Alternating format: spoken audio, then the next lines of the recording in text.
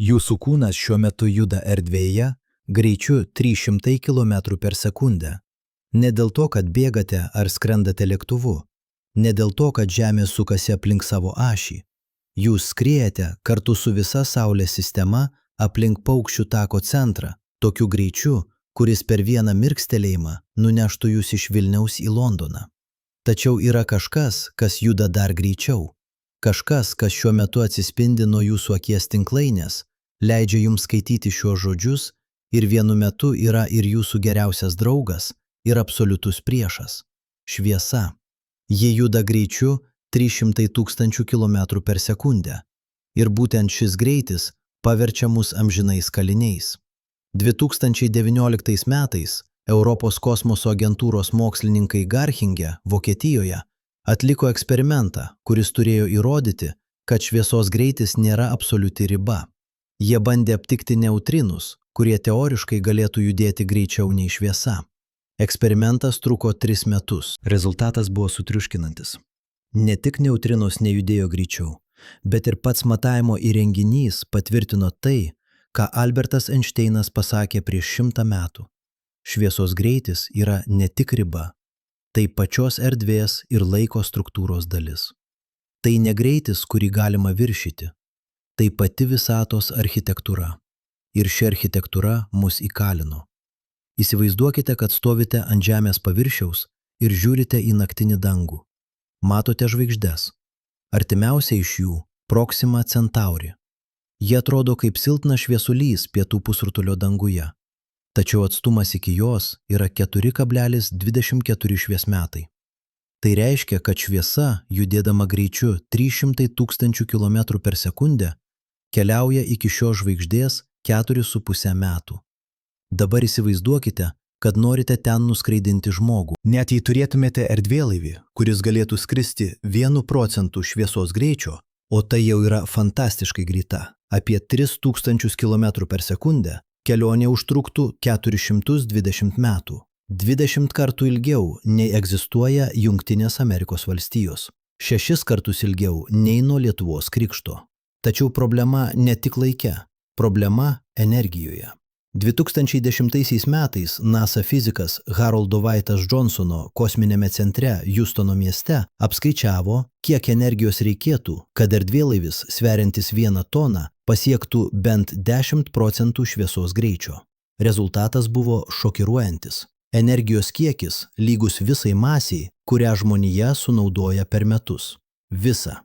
Kiekvienas naftos barelis, kiekvienas anglies kilogramas, kiekvienas branduolinio kuro gramas. Visa tai, kad 1 tona metalo pasiektų 10% šviesos greičio, o sustoti pasiekus tikslą dar tiek pat energijos. Grįžti atgal dar kartą tiek pat. Mes kalbame apie energijos kiekius, kurie viršija visos žmonijos civilizacijos galimybes. Bet tarkime, kad kaip nors išsprendėte energijos problemą. Tarkime, kad sukūrėte tobulą branduolinį variklį arba antimaterijos reaktorių. Tarkime, kad jūsų erdvėlaivis gali pasiekti 20% šviesos greičio. Dabar susidursite su kita problema, kuri yra dar keistesnė ir dar labiau neįveikiama – laiko dilatacija. Einšteino reliatyvumo teorija sako, kad kuo greičiau judite, tuo lėčiau jums bėga laikas, palyginti su tais, kurie judėja lėčiau, kurie lieka nejudėdami. Tai ne filosofinė metafora, tai fizikinis reiškinys, kurį galima išmatuoti ir apskaičiuoti. Įsivaizduokite dvynius. Vienas lieka Žemėje, kitas skrenda į Proxima Centauri erdvėlaiviu, kuris juda 20% šviesos greičio. Kelionė ten ir atgal užtruks apie 44 metus Žemės laiku. Tačiau astronautas dvynys, grįžęs namo, bus pasenęs tik 43 metus. Jis bus metus jaunesnis už savo brolį. 1 metų skirtumas gali atrodyti nedaug. Bet dabar įsivaizduokite, kad erdvėlaivis juda 50% šviesos greičio. Skirtumas tampa 5 metai, 70% 10 metų, 90% 20 metų. O jei kaip nors pasiektumėte 99,9% šviesos greičio, astronautas grįžtų pasenęs tik 4 metus, o Žemėje būtų pravėję 100 metų. Tai reiškia, kad kiekvienas, kas išskrenda į tarpžvaigždinę kelionę, niekada nebegrįš į tą patį pasaulį. Jūsų šeima bus mirusi, jūsų draugai bus mirę, Jūsų kalba bus pasikeitusi. Jūsų šalis galbūt nebeegzistuos. Jūs tapsite laiko pabėgėliu, žmogumi be namų, be konteksto, be vietos istorijoje. Ir tai, jei viskas vyks idealiai, jei erdvėlaivis nesuges, jei radiacija neužmuš įgulos, jei mikrometeorito smūgis nesuardys korpuso, jei psichologinė izoliacija nesunaikins proto. 2017 metais astrofizikas Andrew Simeonas Berklio universitete Kalifornijoje vadovavo projektui, kuris bandė aptikti signalus iš kitų civilizacijų. Projektas vadinosi Breakthrough Listen ir naudojo galingiausius radioteleskopus pasaulyje. Per 5 metus jie išanalizavo milijonus dažnių, klausėsi šimtų artimiausių žvaigždžių. Rezultatas – absoliuti tyla. Nė vieno signalo, nė vieno ženklo, kad ten, tarp žvaigždžių, kas nors yra. Kai kurie mokslininkai tai vadina Fermi paradoksu. Jei visata tokia didelė ir sena, kodėl mes nematome jokių kitų civilizacijų ženklų? Vienas iš atsakymų yra paprastas ir baisus. Galbūt mes jų nematome, nes niekas negali įveikti šviesos greičio kalėjimo. Galbūt kiekviena civilizacija yra įkalinta savo žvaigždės sistemoje, kaip mes esame įkalinti Saulės sistemoje. Pagalvokite apie tai, ką tai reiškia. Visata yra tokia didelė, kad šviesa, judėdama greičiausių įmanomų greičių, keliauja per ją milijardus metų. Paukščių takas, mūsų galaktika, yra 100 000 šviesmetų skersmens. Tai reiškia, kad šviesa, išėjusi iš vieno galaktikos krašto, pasieks kitą kraštą tik po 100 000 metų, o galaktikų visatoje yra apie 2 trilijonai. Atstumas iki artimiausios galaktikos Andromedos yra 2,5 milijono šviesmetų. Net jei turėtumėte erdvėlaivį, kuris galėtų skristi šviesos greičiu, o tai fiziškai neįmanoma, kelionė užtruktų 2,5 milijono metų. Per tą laiką žmonija gali išnykti. Per tą laiką gali išnykti visa gyvybė Žemėje. Per tą laiką pati Žemė gali tapti negyvenama. Tačiau problema dar gilesnė. Šviesos greitis nėra tik technologinė kliūtis, tai fundamentali visatos savybė. Einšteinas parodė, kad erdvė ir laikas nėra atskiri dalykai. Jie yra vienas keturmatės erdvėlaiko audinio. Ir šviesos greitis yra šio audinio savybė. Kai judite erdvėje, jūs taip pat judite laike. Kuo greičiau judite erdvėje, tuo lėčiau judite laike. Kai pasiektumėte šviesos greitį, jei tai būtų įmanoma, laikas jums visiškai sustotų. Jūs taptumėte įšaldytas akimirkoje, amžinai esantis tarp dviejų momentų. Tai ne kelionė, tai egzistavimo pabaiga. Kai kurie mokslininkai siūlo sprendimus. Warp variklis, kuris sulenkia erdvę aplink erdvėlaivį. Kirmgraužų skylės, kurios sujungia dvi erdvėlaiko vietas. Kvantinė teleportacija. Tačiau kiekvienas iš šių sprendimų reikalauja dalykų, kurių mes nežinome, ar jie egzistuoja. Egzotinė materija su negatyvia mase. Energijos kiekiai lygus žvaigždžių galiai. Gebėjimas manipuliuoti pačia erdvėlaiko struktūra. Mes net nežinome, ar šie dalykai yra teoriškai įmanomi, nekalbant apie praktinį įgyvendinimą. 2020 metais fizikas Miguelis Alcubierre, kuris pirmasis pasiūlė Warp variklio koncepciją, paskelbė naują tyrimą.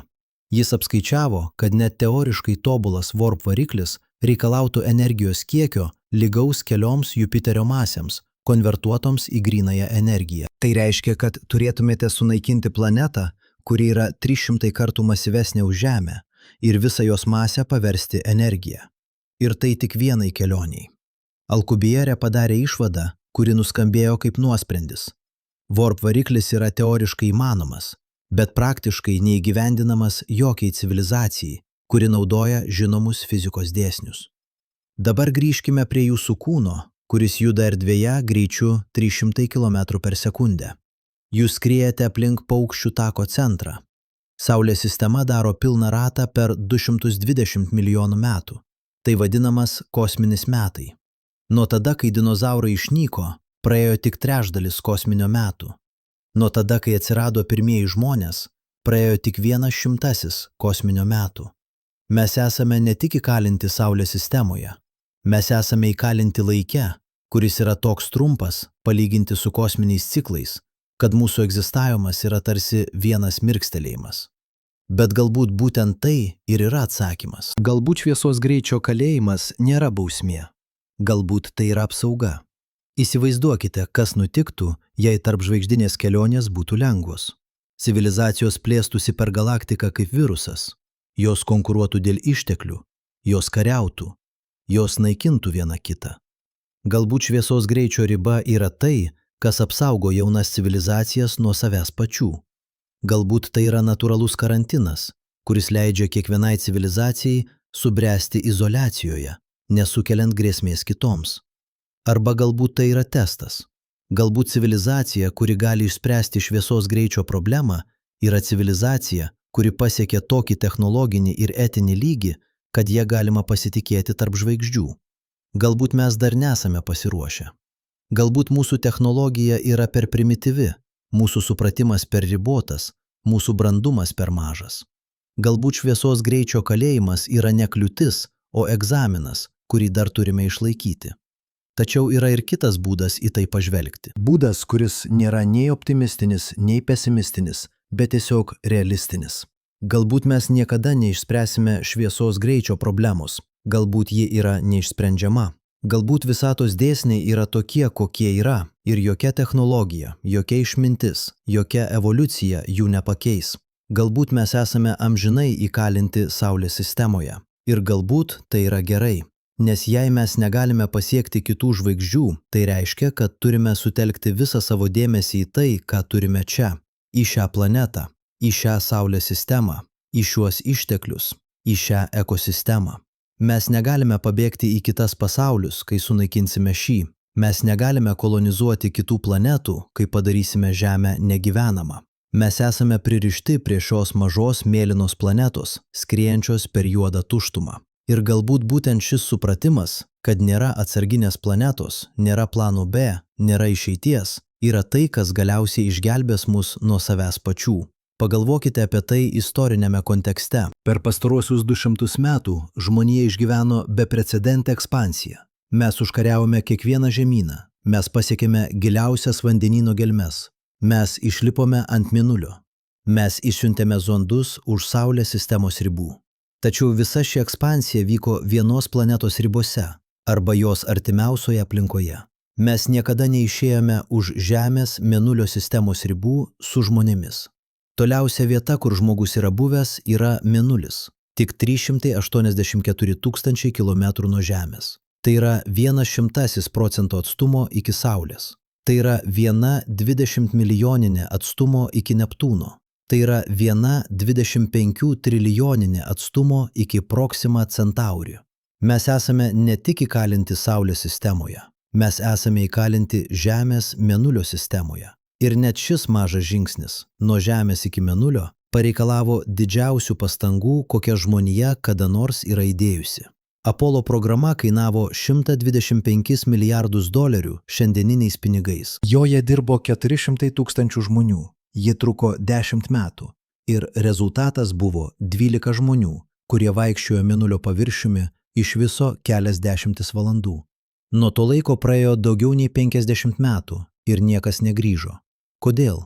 Ne dėl to, kad praradome technologiją, ne dėl to, kad praradome žinias, bet dėl to, kad praradome motivaciją. Šaltasis karas baigėsi, kosmoso lenktynės baigėsi, politinė valia išnyko. Ir tai atskleidžia kažką svarbaus apie žmogaus prigimtį. Mes esame motyvuoti konkurencijos, baimės, išlikimo. Kai šie veiksniai išnyksta, mūsų ambicijos susitraukia. Mes grįžtame prie kasdienių rūpesčių, prie artimų tikslų, prie to, kas čia ir dabar. Ir galbūt tai yra dar viena priežastis, kodėl tarpžvaigždinės kelionės yra neįmanomos. Ne tik dėl fizikos, bet dėl psichologijos. Dėl to, kad žmonės nėra sukurti ilgiems projektams. Mes gyvename 70, gal 80 metų.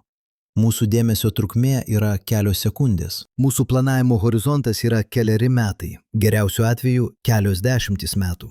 Kaip tokia rūšis gali įgyvendinti projektą, kuris trunka šimtus ar tūkstančius metų? Kaip galime motyvuoti žmonės dirbti dėl tikslo, kurio jie niekada nepamatys? Kaip galime išlaikyti institucijas, kurios turi funkcionuoti ilgiau nei civilizacijos? Istorija rodo, kad mes negalime. Ilgiausiai egzistavusios žmonių institucijos, kai kurios religinės organizacijos, kai kurios imperijos gyvavo keletą tūkstančių metų. Tačiau net jos nuolat keitėsi, transformavosi, kartais visiškai prarasdavo savo pradinę misiją. Egipto civilizacija egzistavo 3000 metų, bet per tą laiką ji praėjo per 10 dinastijų, 100 karų, nesuskaičiuojamus kultūrinius pokyčius. Romos imperija egzistavo 1000 metų, bet Romos imperija, kuri pradėjo kaip respublika, ir Romos imperija, kuri baigėsi kaip Bizantija, buvo du visiškai skirtingi dariniai. Dabar įsivaizduokite projektą, kuris turi trukti ne 1000, bet 10 000 metų, arba 100 000, arba milijoną. Tokius laiko tarpus reikalauja tarpžvaigždinės kelionės, jei norime kolonizuoti galaktiką. Kaip išlaikyti tęstinumą per tokius laikotarpius? Kaip užtikrinti, kad karta, kuri pradeda projektą, ir karta, kuri jį baigia, turi tą pačią viziją, tos pačius tikslus, tą pačią motyvaciją? Atsakymas paprastas. Mes negalime. Tai viršija žmogaus galimybės. Bet galbūt yra kitas būdas. Galbūt atsakymas nėra siųsti žmones. Galbūt atsakymas yra siųsti mašinas, dirbtinį intelektą, robotus, zondus. Jie negyvena 70 metų. Jie gali funkcionuoti 100, 1000, galbūt milijonus metų. Jie nereikalauja maisto, vandens, oro. Jie nekenčia nuo psichologinės izoliacijos. Jie gali būti užprogramuoti vienai misijai ir ją vykdyti nepaisant laiko. Tačiau ir čia yra problema. Jei siunčiate mašiną, kas grįžta? Kas gauna informaciją? Jei zondas pasiekia Proxima Centauri po 400 metų kelionės ir siunčia signalą atgal, tas signalas keliaus dar 4,5 metų. Tai reiškia, kad žmonės, kurie išsiuntė zondą, bus mirę jau 500 metų. Civilizacija, kuri jį išsiuntė, galbūt nebeegzistuos. Kalba, kuria buvo užprogramuotas zondas, galbūt bus užmiršta. Kas tada skaitys tą signalą? Kas supras tą informaciją? Kam ji bus svarbi? Tai yra dar viena šviesos greičio kalėjimo dimensija. Ne tik erdvės, bet ir laiko. Net jei galėtume siųsti informaciją šviesos greičiu, o tai yra greičiausias įmanomas būdas, komunikacija su kitomis žvaigždėmis užtruktų taip ilgai, kad taptų beprasmė. Pokalbis su kažkuo Proxima Centauri užtruktų 9 metus vienam klausimui ir atsakymui. 9 metus. Per tą laiką galite baigti mokyklą, universitetą, pradėti karjerą. Per tą laiką gali pasikeisti vyriausybės, prasidėti ir pasibaigti karai, gimti ir užaugti vaikai. Kaip galima turėti santykius su kažkuo, kai kiekvienas pokalbis užtrunka 9 metus? Kaip galima bendradarbiauti, kai kiekviena idėja, kiekvienas pasiūlymas, kiekvienas atsakymas ateina po beveik 10 metų? Tai ne bendravimas, tai laiškai į ateitį, kurie galbūt niekada nebus perskaityti. Tai žinutės į tuštumą, kurios galbūt niekada nebus suprastos. Tai ne dialogas, tai monologas nukreiptas į tamsą. Ir tai yra tik artimiausiai žvaigždei. Jei norite bendrauti su kažkuo kitame galaktikos gale, signalas keliautų 100 000 metų. Jei norite bendrauti su kita galaktika, signalas keliautų milijonus metų. Per tokius laiko tarpus ne tik žmonės, bet ir visos rūšys gali išnykti. Per tokius laiko tarpus gali evoliucionuoti naujos rūšys. Per tokius laiko tarpus gali pasikeisti pati planeta. Štai kodėl SETI projektas Search for Extraterrestrial Intelligence yra toks keistas. Mes klausome signalų iš kosmoso, tikėdamiesi išgirsti žinią iš kitos civilizacijos. Tačiau jei išgirsime tokią žinią, ji bus iš praeities. Jei signalas ateina iš 1000 šviesmetų atstumo, jis buvo išsiųstas prieš 1000 metų. Civilizacija, kuri jį išsiuntė, galbūt jau nebeegzistuoja. Galbūt jį išnyko dėl karo, dėl ekologinės katastrofos, dėl savo technologijos. Galbūt jį evoliucionavo į kažką visiškai kitokio.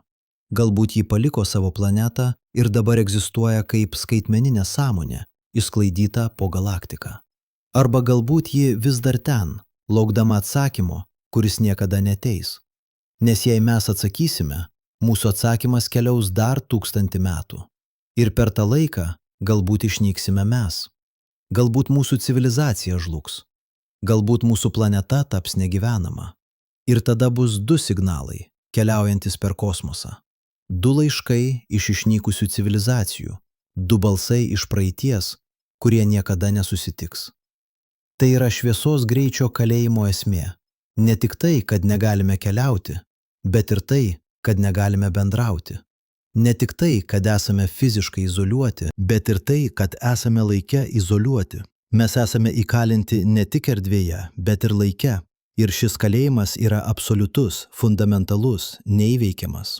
Bet kas nutinka su žmogumi, kuris supranta, kad yra įkalintas? Pirmiausia, neigimas, paskui pyktis, tada derybos, galiausiai priėmimas. Psichologai tai vadina gedulo stadijomis. Ir būtent šias stadijas žmonija dabar pereina, suvokdama savo kosminio kalėjimo realybę. Mes vis dar esame neigimo ir pykčio fazėje. Mes vis dar bandome rasti būdų, kaip ištrūkti. Mes vis dar tikime, kad technologija mus išgelbės. Tačiau kiekvienas naujas eksperimentas, kiekvienas naujas skaičiavimas, kiekviena nauja teorija tik patvirtina tą patį. Šviesos greitis nėra problema, kurią galima išspręsti. Tai yra sąlyga, su kuria reikia gyventi. 2023 metais tarptautinė mokslininkų grupė Ženevos universitete Šveicarijoje paskelbė tyrimą, kuris analizavo visas žinomas teorinės galimybės viršyti šviesos greitį. Jie išnagrinėjo warp variklius, kirmgraužų skyles, alkubierę metriką, kvantinį susipynimą, tachionus. Kiekviena teorija buvo patikrinta matematiškai, fiziškai, energetiškai. Rezultatas buvo vienareikšmis. Nė viena iš šių teorijų neveikia be egzotinės materijos, kurios egzistavimas prieštarauja visiems žinomiems fizikos dėsniams. Tyrimo išvada buvo formuluojama atsargiai, akademiškai, bet jos prasmė buvo aiški. Tarpžvaigždinės kelionės greičiau nei šviesa yra ne technologinė problema, o fundamentali negalimybė. Įsivaizduokite, ką tai reiškia psichologiškai. Nuo tada, kai žmogus pažvelgia į žvaigždes, jis svajojo jas pasiekti. Visos mūsų mitologijos, visos mūsų religijos, visos mūsų fantazijos yra pilnos kelionių į kitus pasaulius. Senovės graikų Ikaras bandė skristi į Saulę. Viduramžių alchemikai ieškojo būdų paversti šviną auksu ir pasiekti nemirtingumą. XIX amžiaus rašytojai aprašė keliones į Mėnulį, į Marsą, į Jupiterį. XX amžiaus fantastai sukūrė visatas, kuriuose žmonija kolonizuoja galaktikas, kuria imperijas, susitinka su ateiviais. Visa tai buvo paremta viena prielaida, kad technologija galiausiai įveiks bet kokius apribojimus. Tačiau dabar mes žinome, kad ši prielaida yra klaidinga. Yra apribojimai, kurių technologija negali įveikti. Yra dėsniai, kurių negalima pakeisti. Yra sienos, kurių negalima pralaužti. Ir šviesos greitis yra viena iš tų sienų. Tai ne technologinė kliūtis, tai ontologinė riba. Tai ne problema, kurią reikia išspręsti. Tai realybė, kurią reikia priimti. Bet kaip priimi tokią realybę? Kaip gyveni žinodamas, kad žvaigždės, kurias matai kiekvieną naktį, yra amžinai nepasiekiamos? Kad visos tos planetos, kurias astronomai atranda, tūkstančiai egzoplanetų, šimtai potencialiai gyvenamų pasaulių, yra tik vaizdai, tik šviesa atkeliavusi per šimtus ar tūkstančius metų, bet niekada netaps fizinė vieta, kur galėtum nuvykti. Tai tarsi žiūrėti į nuotrauką rojaus, žinant, kad jis egzistuoja, bet tu niekada ten nepateksi. Tai tarsi matyti lobį už stiklo sienos, kurios negalima sudaužyti. Psichologė Sarah Thompson iš Stanfordo universiteto Kalifornijoje 2019 metais atliko eksperimentą, kuris tyrė, kaip žmonės reaguoja į absoliučius apribojimus. Ji paėmė 100 savanorių ir padalino juos į 2 grupės. Pirmai grupiai buvo duota problema, kuri buvo labai sunki, bet teoriškai išsprendžiama. Antrai grupiai buvo duota problema, kuri buvo matematiškai įrodyta kaip neišsprendžiama. Pirmoji grupė bandė spręsti problemą mėnesį. Nepavyko, bet išlaikė motyvaciją ir norą bandyti toliau. Antroji grupė, sužinojusi, kad problema neišsprendžiama, praėjo per visas gedulo stadijas – neigimą, pyktį, derybas, depresiją ir galiausiai priėmimą. Tačiau įdomiausia buvo tai, kas nutiko po priėmimo. Antroji grupė, priėmusi, kad jų problema neišsprendžiama, pradėjo ieškoti alternatyvių tikslų. Jie pradėjo klausti, jei negalime išspręsti šios problemos, kokias kitas problemas galime išspręsti? Jei negalime pasiekti šio tikslo, kokius kitus tikslus galime pasiekti? Ir būtent šis klausimas, ne kaip įveikti ribą, bet kaip gyventi su ja, yra klausimas, kurį žmonija dabar turi sau užduoti. Jei negalime pasiekti kitų žvaigždžių, ką galime pasiekti? Jei negalime ištrūkti iš Saulės sistemos, ką galime padaryti joje? Atsakymas yra daug. Neįtikėtinai daug.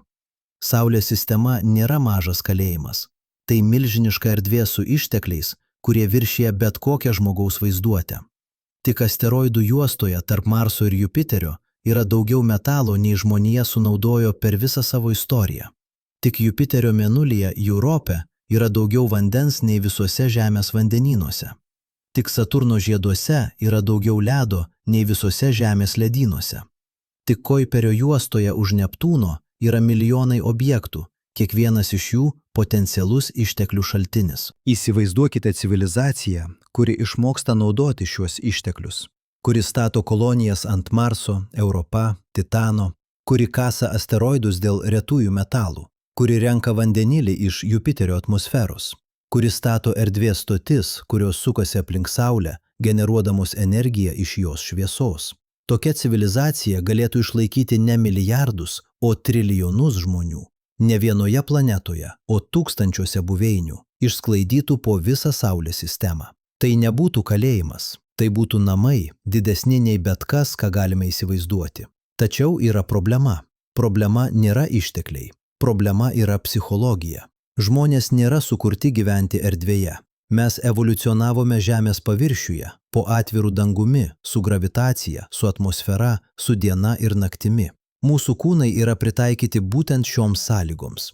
Kai pašaliname šias sąlygas, mūsų kūnai pradeda irti. Astronautai, praleidę 6 mėnesius tarptautinėje kosminėje stotyje, grįžta su sumažėjusia raumenų mase, sumažėjusiu kaulų tankiu, susilpnėjusia imuninė sistema, pablogėjusiu regėjimu. Ir tai tik po 6 mėnesių.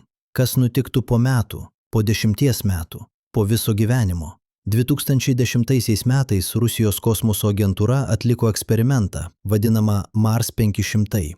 6 savanoriai buvo uždaryti izoliuotoje patalpoje 520 dienų, simuliuojant kelionę į Marsą ir atgal.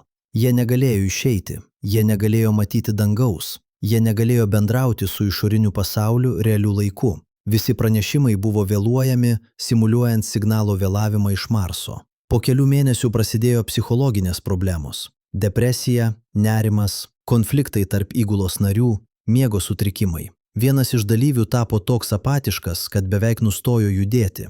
Kitas tapo agresyvus ir turėjo būti izoliuotas nuo likusios įgulos. Ir tai buvo tik simuliacija. Jie žinojo, kad bet kada gali išeiti. Jie žinojo, kad už durų yra normalus pasaulis. Jie žinojo, kad po 520 dienų viskas baigsis. Dabar įsivaizduokite tikrą kelionę į Marsą. Jūs žinote, kad negalite grįžti bent 2 metus. Jūs žinote, kad jei kas nors nutiks, jei susirgsit, jei įvyks avarija, jei suges įranga, niekas jums nepadės. Artimiausias gydytojas yra už 10 minučių šviesos greičiu. Artimiausia ligoninė yra už 6 mėnesių skrydžio. Jūs esate vienas, absoliučiai vienas. Ir ši vienuma nėra romantika, tai yra košmaras.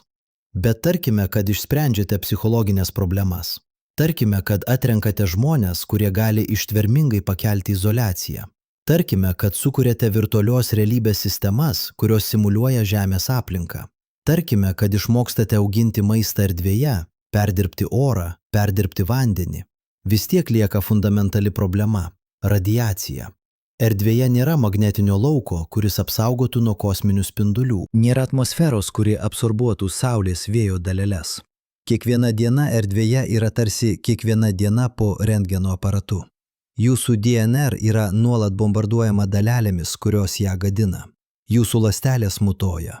Jūsų vėžio rizika auga. NASA mokslininkai apskaičiavo, kad astronautas praleidęs 3 metus kelionėje į Marsą ir atgal gautų radiacijos dozę, kuri padidintų jo vėžio riziką 15%. Tai reiškia, kad iš 100 astronautų, kurie skristų į Marsą, 15 vėliau mirtų nuo vėžio, kurį sukėlė ta kelionė. Tai nėra priimtina rizika, tai yra savižudybė. Ir tai tik trumpai kelioniai į artimiausią planetą.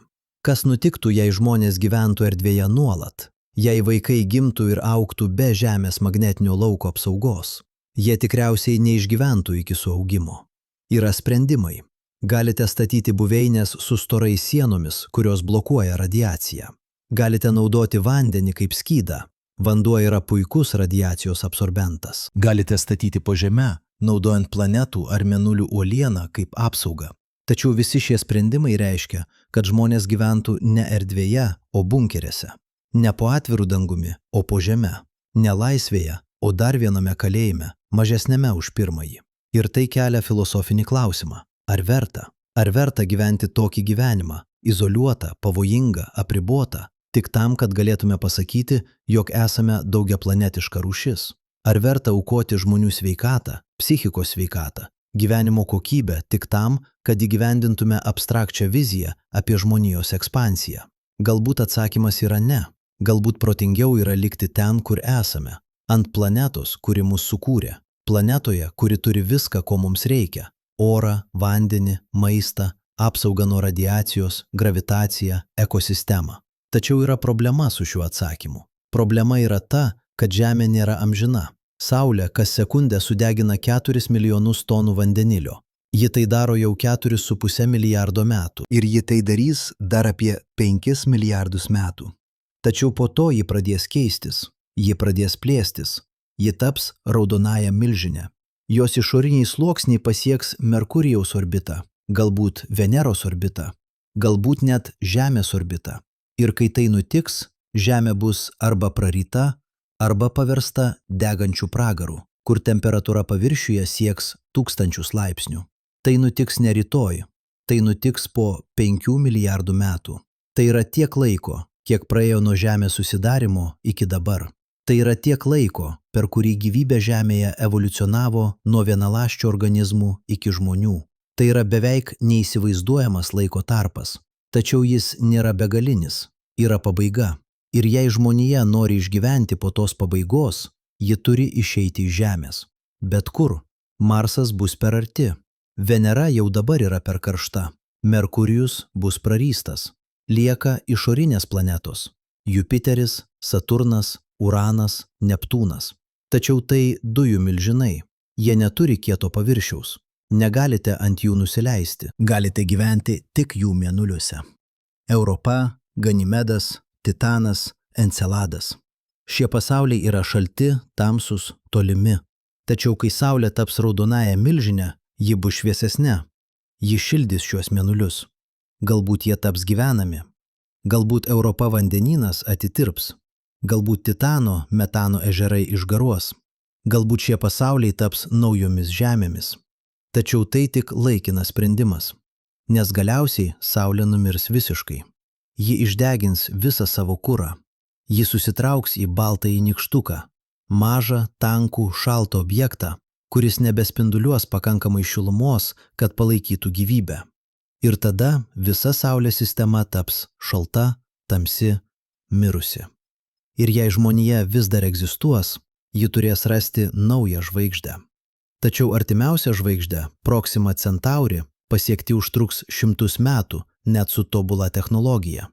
Ir kas garantuoja, kad ta žvaigždė turės gyvenamas planetas? Kas garantuoja, kad ji pati nemirs per tą laiką, kol ten keliausime? Tai yra ilgalaikė perspektyva. Perspektyva, kuri tęsiasi ne šimtus, ne tūkstančius, bet milijardus metų. Ir ši perspektyva rodo, kad šviesos greičio kalėjimas nėra tik dabartinė problema. Tai yra egzistencinė grėsmė. Tai yra nuosprendis, kuris galiausiai pasmerkia kiekvieną civilizaciją, kuri negali jo įveikti. Ne dabar, ne po 1000 metų, bet galiausiai, neišvengiamai. Nebent yra kitas būdas. Būdas, kuris nereikalauja fizinių kelionių. Būdas, kuris nereikalauja erdvėlaivių, kurų, energijos. Būdas, kuris naudoja ne materiją, bet informaciją. Įsivaizduokite, kad galėtumėte perkelti žmogaus sąmonę į skaitmeninę formą. Įrašyti visus neuronų ryšius, visas atmintis, visą asmenybę į kompiuterį. Tada galėtumėte siųsti tą informaciją šviesos greičiu. Ne erdvėlaivį, kuris juda 10 šviesos greičio ir keliauja 100 metų, bet radio signalą, kuris juda šviesos greičiu ir pasiekia Proxima Centauri per 4,5 metų. Žinoma, tai kelia klausimą, ar tai vis dar tu? Jei tavo sąmonė yra nukopijuota į kompiuterį, ar tai yra tu, ar tai yra kopija? Jei originali tavo smegenys lieka Žemėje, o kopija keliauja į žvaigždes, Kas iš jų yra tikrasis tu? Filosofai tai vadina asmens tapatybės problema. Ir tai nėra tik filosofinis žaidimas. Tai yra fundamentalus klausimas apie tai, kas mes esame. Ar mes esame mūsų kūnai?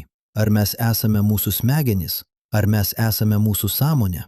Ar mes esame informacijos modelis, kuris gali būti perkeltas iš vienos terpės į kitą?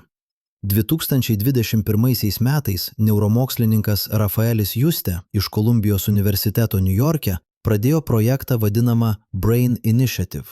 Tikslas buvo sukurti pilną žmogaus smegenų žemėlapį. Kiekvieno neurono, kiekvieno sinapsės, kiekvieno ryšio. Projektas turėjo trukti 10 metų ir kainuoti $6 milijardus. Po 3 metų tapo aišku, kad tai neįmanoma su dabartinė technologija. Žmogaus smegenyse yra 86 milijardai neuronų. Kiekvienas neuronas turi vidutiniškai 7000 sinapsių. Tai reiškia 600 trilijonų ryšių. Norint juos visus išmatuoti, reikėtų technologijos, kuri yra 100 kartų galingesnė nei bet kas, ką turime dabar. Tačiau tarkime, kad galiausiai tai padarysime. Tarkime, kad po 100 metų, po 1000 metų turėsime technologiją, kuri gali nuskaityti ir nukopijuoti žmogaus sąmonę. Kas tada? Ar siųstumėte savo kopiją į žvaigždes?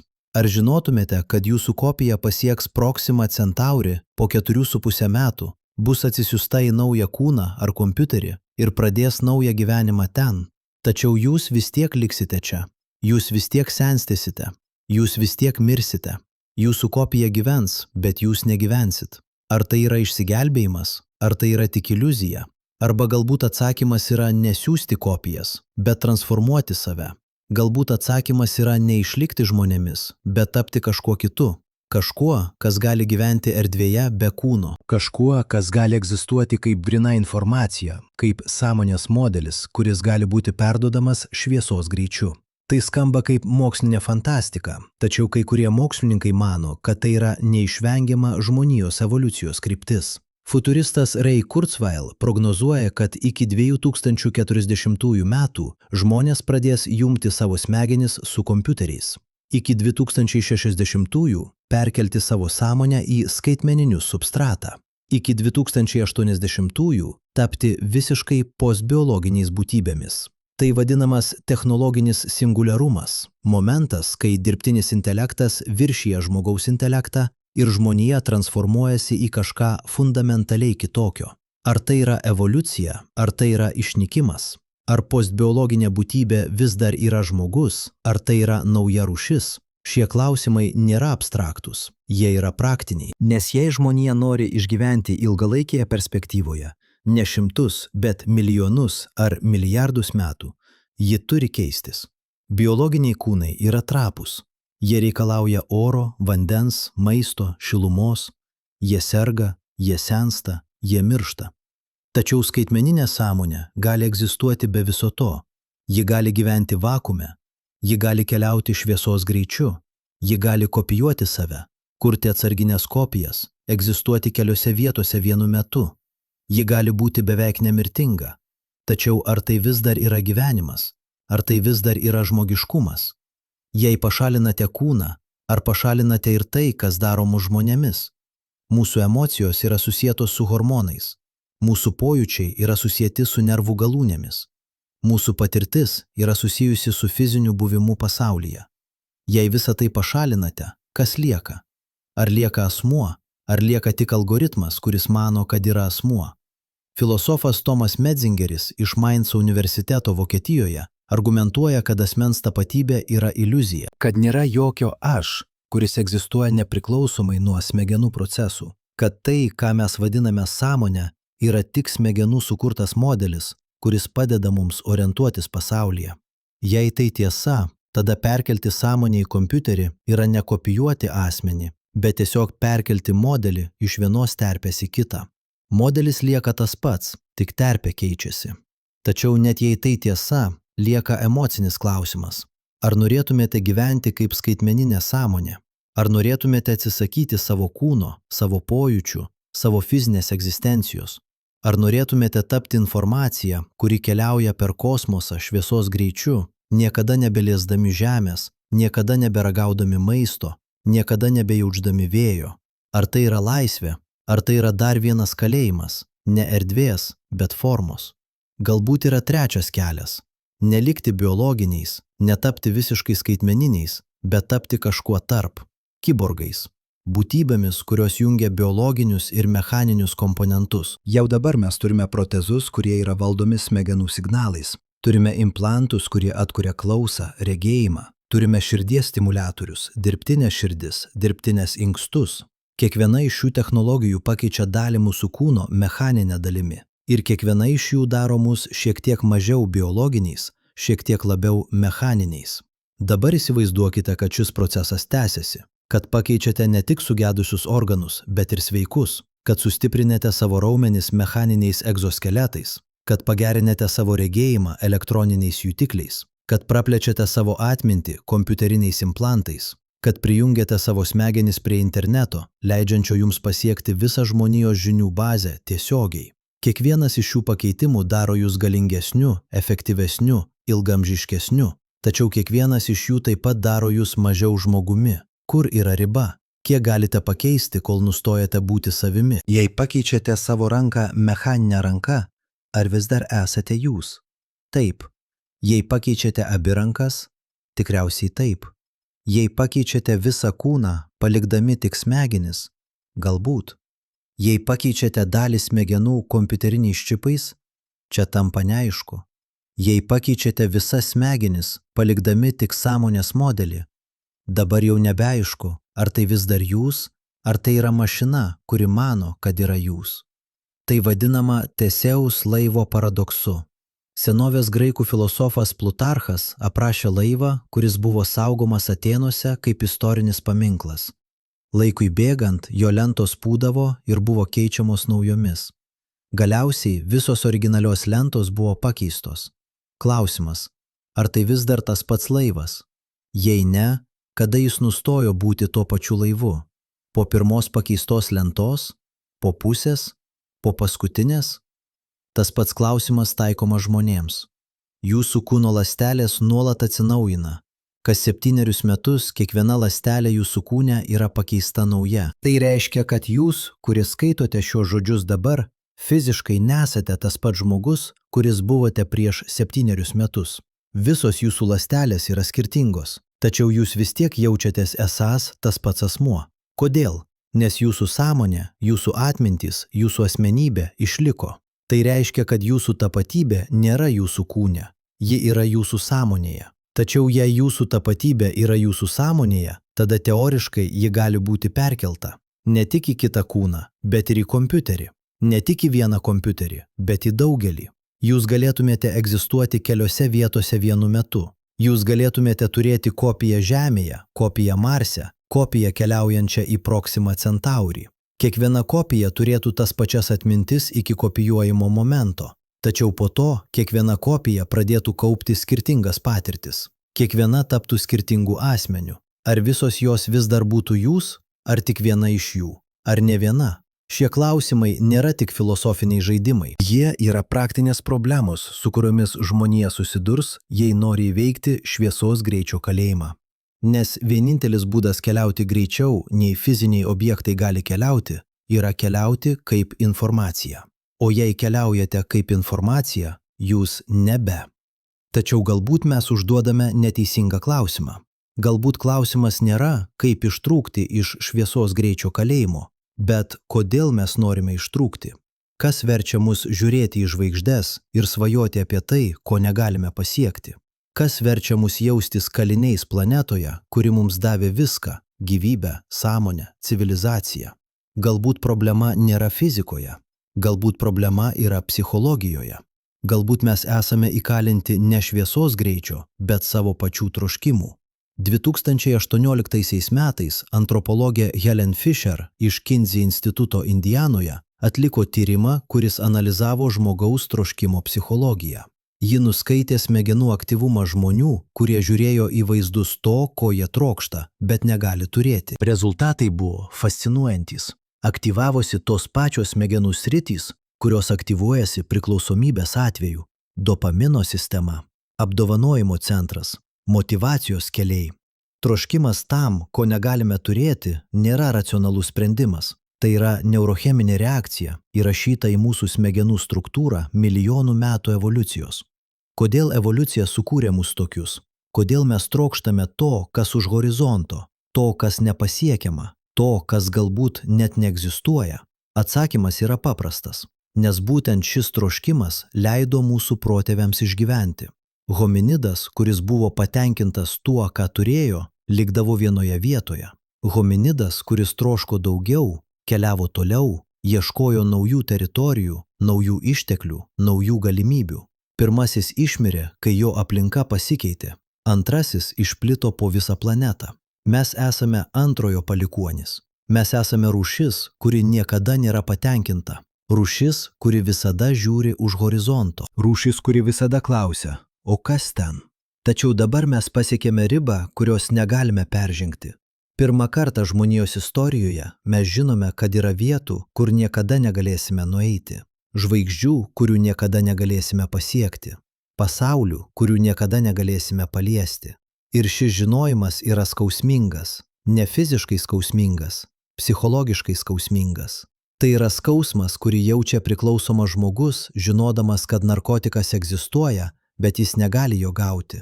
Tai yra skausmas, kurį jaučia kalinys, žinodamas, kad laisvė egzistuoja, bet jis negali jos pasiekti. Psichiatras Viktor Frankl, išgyvenęs nacių koncentracijos stovyklas, rašė apie tai, ką jis vadino egzistenciniu vakumu. Būsena, kai žmogus žino, kad jo gyvenimas turi ribas, kurios negali būti peržengtos, ir šis žinojimas atima prasmę.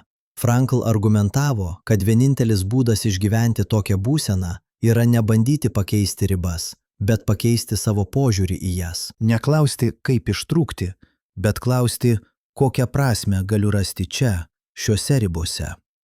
Nematyti kalėjimo kaip bausmės, bet kaip konteksto, kuriame gyvenimas įgauna formą. Įsivaizduokite žmogų, kuris gimė ir užaugo saloje. Jis niekada nematė žemyno. Jis nežino, kad žemynas egzistuoja. Jam sala yra visas pasaulis. Jis tyrinėja kiekvieną jos kampelį. Jis mokosi kiekvieno medžio, kiekvieno upelio, kiekvieno paukščio. Jis randa grožį, prasmę, laimę šioje saloje. Dabar įsivaizduokite, kad vieną dieną jis atranda butelį su žinute. Žinutė sako, už horizonto yra žemynas. Jis yra 1000 kartų didesnis už tavo salą. Jame yra miestai, kalnai, dykumos, miškai. Bet tu niekada jo nepasieksi. Vandenynas yra per platus. Srovės yra per stiprios. Tu esi įkalintas. Kas nutinka su to žmogumi? Ar jis tampa nelaimingas? Ar sala, kuri anksčiau buvo visas jo pasaulis, dabar tampa kalėjimu? Ar medžiai, kuriuos jis mylėjo, dabar tampa grotomis? Ar paukščiai, kurių dainas jis klausėsi, dabar tampa pašaipiais? Ar žinojimas apie tai, ko jis negali turėti, sunaikina jo gebėjimą džiaugtis tuo, ką jis turi? Tai yra būtent ta situacija, kurioje žmonija dabar yra. Mes buvome sala, nežinanti apie žemyną. Dabar mes žinome. Mes žinome, kad už mūsų planetos yra milijardai kitų planetų. Mes žinome, kad už mūsų žvaigždės yra milijardai kitų žvaigždžių. Mes žinome, kad už mūsų galaktikos yra trilijonai kitų galaktikų. Ir mes žinome, kad niekada jų nepasieksime. Šis žinojimas mus keičia. Jis keičia tai, kaip mes žiūrime į savo planetą. Jis keičia tai, kaip mes vertiname savo gyvenimą. Jis keičia tai, kokią prasmę randame savo egzistavime. Tačiau galbūt šis pokytis nėra blogis. Galbūt tai yra brendimas. Vaikas mano, kad jo namai yra visas pasaulis. Paauglys sužino, kad yra didesnis pasaulis ir nori jį tyrinėti.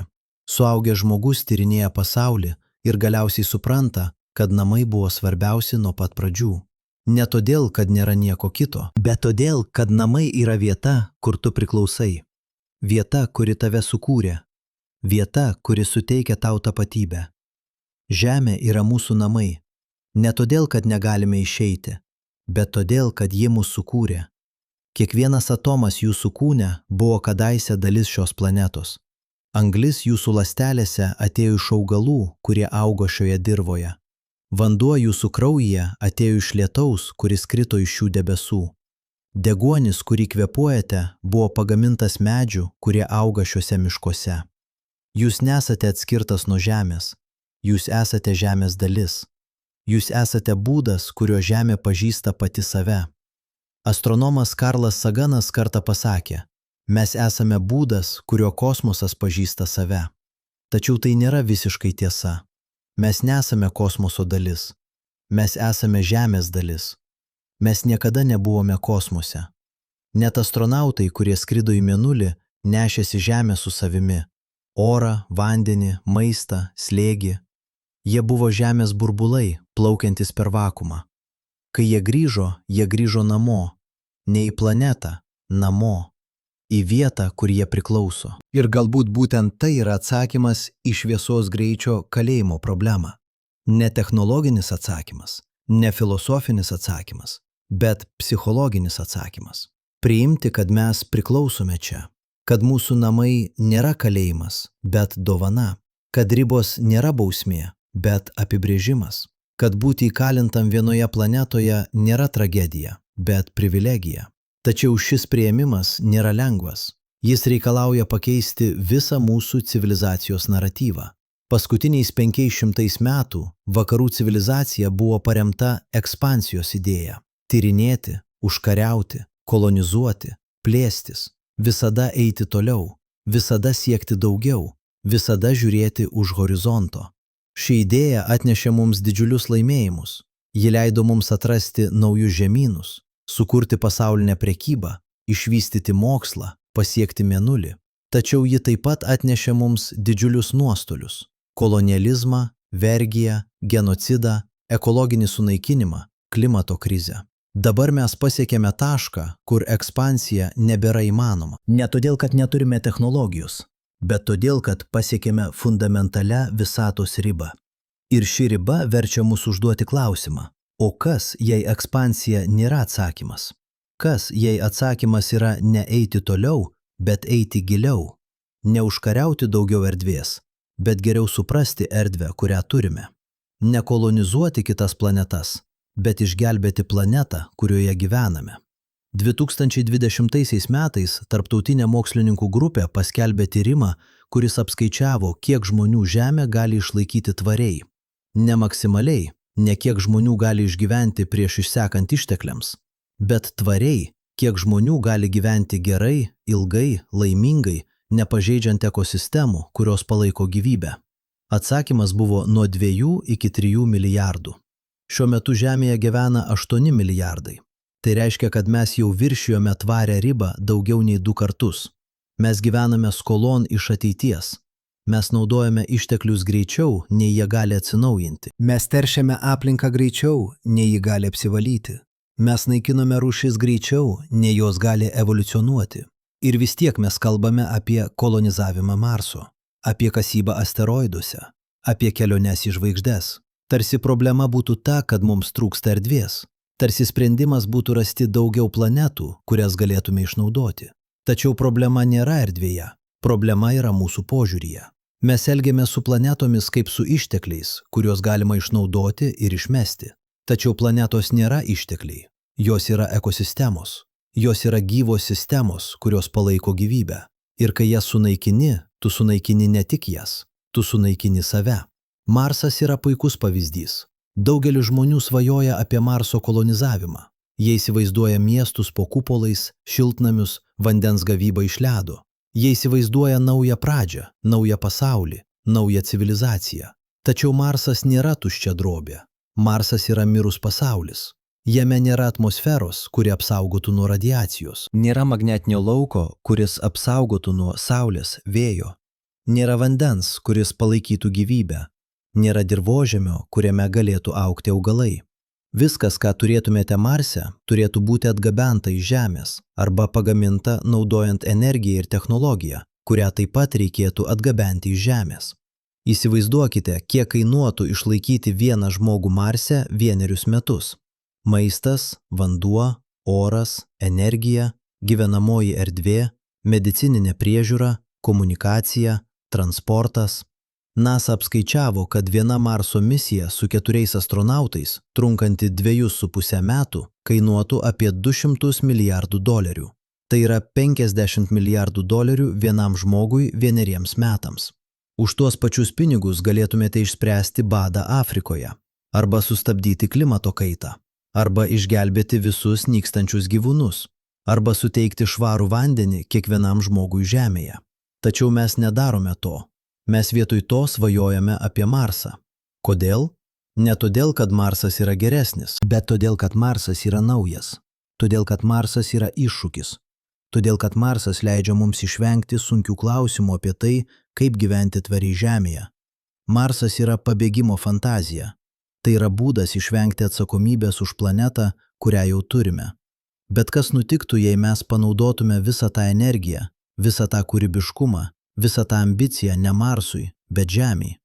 Kas nutiktų, jei mes traktuotume Žemę ne kaip išteklių šaltinį, bet kaip namus, kuriuos reikia saugoti?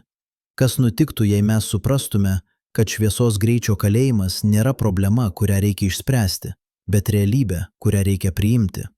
Yra judėjimas vadinamas Solar Punk. Tai yra kultūrinis ir filosofinis judėjimas, kuris įsivaizduoja ateitį, kur žmonija gyvena tvariai Žemėje, naudodama atsinaujinančią energiją, ekologišką technologiją, decentralizuotas bendruomenės. Solar Punk ateitis nėra distopija, kur žmonės gyvena skurde dėl ekologinių apribojimų. Tai yra utopija, kur žmonės gyvena gerai būtent dėl to, kad priima ekologinius apribojimus. Kur miestai yra pilni žalumynų, kur energija ateina iš saulės ir vėjo, kur maistas yra auginamas vietoje, kur bendruomenės yra stiprios, kur technologija tarnauja gyvenimui, o ne pelną. Tai skamba kaip fantazija, tačiau tai yra nemažiau realu nei Marso kolonizavimas. Iš tikrųjų, tai yra daug realesnių, nes viskas, ko reikia Solar Punk ateičiai, jau egzistuoja. Saulės panelės, vėjo turbinos, elektriniai automobiliai, vertikalūs ūkiai, žalieji pastatai, apskritos ekonomikos, bendruomeniniai sodai. Visa tai jau yra, visa tai jau veikia. Vienintelis dalykas, kurio trūksta, yra politinė valia ir kultūrinis pokytis. Ir galbūt būtent šviesos greičio kalėjimas gali suteikti mums tą pokytį. Galbūt supratimas, kad negalime pabėgti, privers mus susidoroti su problemomis, kurias sukūrėme. Galbūt žinojimas, kad nėra plano B, privers mus rūpintis planu A. Galbūt priėmimas, kad esame įkalinti Žemėje, privers mus mylėti Žemę. Tačiau yra dar gilesnis lygmuo. Ne tik praktinis, bet ir filosofinis. Klausimas nėra tik, kaip gyventi tvariai. Klausimas yra, kodėl gyventi. Kokia yra gyvenimo prasmė, jei žinome, kad esame įkalinti vienoje planetoje, vienoje žvaigždės sistemoje, viename galaktikos kampelyje. Kokia yra prasmė, jei žinome, kad galiausiai Saulė mirs, Žemė taps negyvenama ir visa, ką sukūrėme, išnyks. Filosofas Albertas Camus rašė apie Sisifą, mitologinį karalių, kuris buvo nubaustas amžinai ritinti akmenį į kalną, tik tam, kad akmuo nuriedėtų žemyn ir jis turėtų pradėti iš naujo. Camus klausė, ar Sisifas yra laimingas? Ir atsakė, taip, nes Sisifas priėmė savo likimą. Jis nebando pabėgti, jis nebando rasti prasmės už savo užduoties ribų, jis randa prasmę pačiame veiksme. Ritinimas akmens yra ne bausmė, tai yra gyvenimas. Ir gyvenimas yra pakankama prasmė pats savaime. Galbūt žmonija yra kaip Sisifas. Mes ritiname civilizacijos akmenį į kalną. Mes statome miestus, kurie sugrius. Mes kuriame meną, kuris išblės. Mes rašome knygas, kurios bus užmirštos. Mes mylime žmones, kurie mirs. Mes gyvename gyvenimus, kurie baigsis. Ir galiausiai, po milijardų metų, Saulė mirs, Žemė išnyks ir viskas, ką padarėme, bus ištrinta. Ar tai daro mūsų gyvenimus beprasmius? Ar tai daro mūsų pastangas tuščias? Ne, nes prasmė nėra amžinybėje. Prasmė yra dabar. Prasmė yra veiksme. Prasmė yra meilė, kurią jaučiate. Prasmė yra grožyje, kurį matote. Prasmė yra sąryšyje, kurį kuriate. Prasmė yra ne tiksle, bet kelyje. Ne rezultate, bet procese. Ne amžinybėje, bet akimirkoje. Ir galbūt būtent tai yra didžiausia pamoka, kurią šviesos greičio kalėjimas mus moko. Kad gyvenimas nėra apie pasiekimą begalybės. Gyvenimas yra apie gyvenimą čia ir dabar. apie buvimą visiškai esančių vietoje, kurioje esi, apie mylėjimą planetos, kuri tave sukūrė, apie rūpinimąsi žmonėmis, kurie yra šalia tavęs, Apie kūrimą grožio, kuris išnyks. apie gyvenimą gyvenimo, kuris baigsis. Budistai tai vadina būti čia dabar. Stoikai tai vadina amor fati, likimo meilę. Egzistencialistai tai vadina autentiškumu. Tačiau nepriklausomai nuo pavadinimo, idėja yra ta pati. Priimti realybę tokią, kokia ji yra ir rasti prasmę ne nepaisant jos, bet dėl jos. Nebandyti pakeisti to, kas negali būti pakeista, bet pakeisti save. Neieškoti laisvės už ribų, bet rasti laisvę ribose. Ir galbūt tai yra paradoksas. Tikroji laisvė ateina ne iš galimybės daryti bet ką, bet iš priėmimo to, ko negali daryti. Kalinys, kuris priima savo kalėjimą, yra laisvesnis nei kalinys, kuris nuolat bando pabėgti. Nes pirmasis gali rasti ramybę, antrasis gyvens amžinoje kančioje. Žmonija dabar yra ties šia riba. Mes galime praleisti ateinančius šimtmečius, bandydami pabėgti iš šviesos greičio kalėjimo. Galime investuoti trilijonus dolerių į technologijas, kurios galbūt niekada neveiks. Galime svajoti apie žvaigždes, kurių niekada nepasieksime. Galime gyventi amžinoje frustracijoje, žinodami, kad yra pasaulių, kurių negalime paliesti. Arba galime priimti. Galime pažvelgti į Žemę ne kaip į kalėjimą, bet kaip į namus. Galime pažvelgti į Saulės sistemą ne kaip į ribą, bet kaip į karalystę. Galime pažvelgti į savo gyvenimus ne kaip į laikinus epizodus begalinėje kelionėje, bet kaip į pilnus, užbaigtus, prasmingus, pačius savaime. Tai nėra pasiduodimas, tai yra išmintis, tai nėra pralaimėjimas, tai yra pergalė.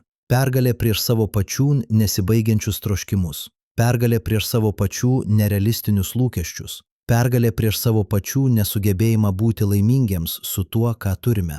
Astronautas Ronas Garanas, kuris praleido 6 mėnesius tarptautinėje kosminėje stotyje, grįžęs aprašė tai, ką jis vadino overview effect, apžvalgos efektu. Tai yra psichologinis pokytis, kurį patiria astronautai, kai mato Žemę iš kosmoso. Jie mato mažą, trapią, mėlyną planetą, plaukiančią juodoje tuštumoje.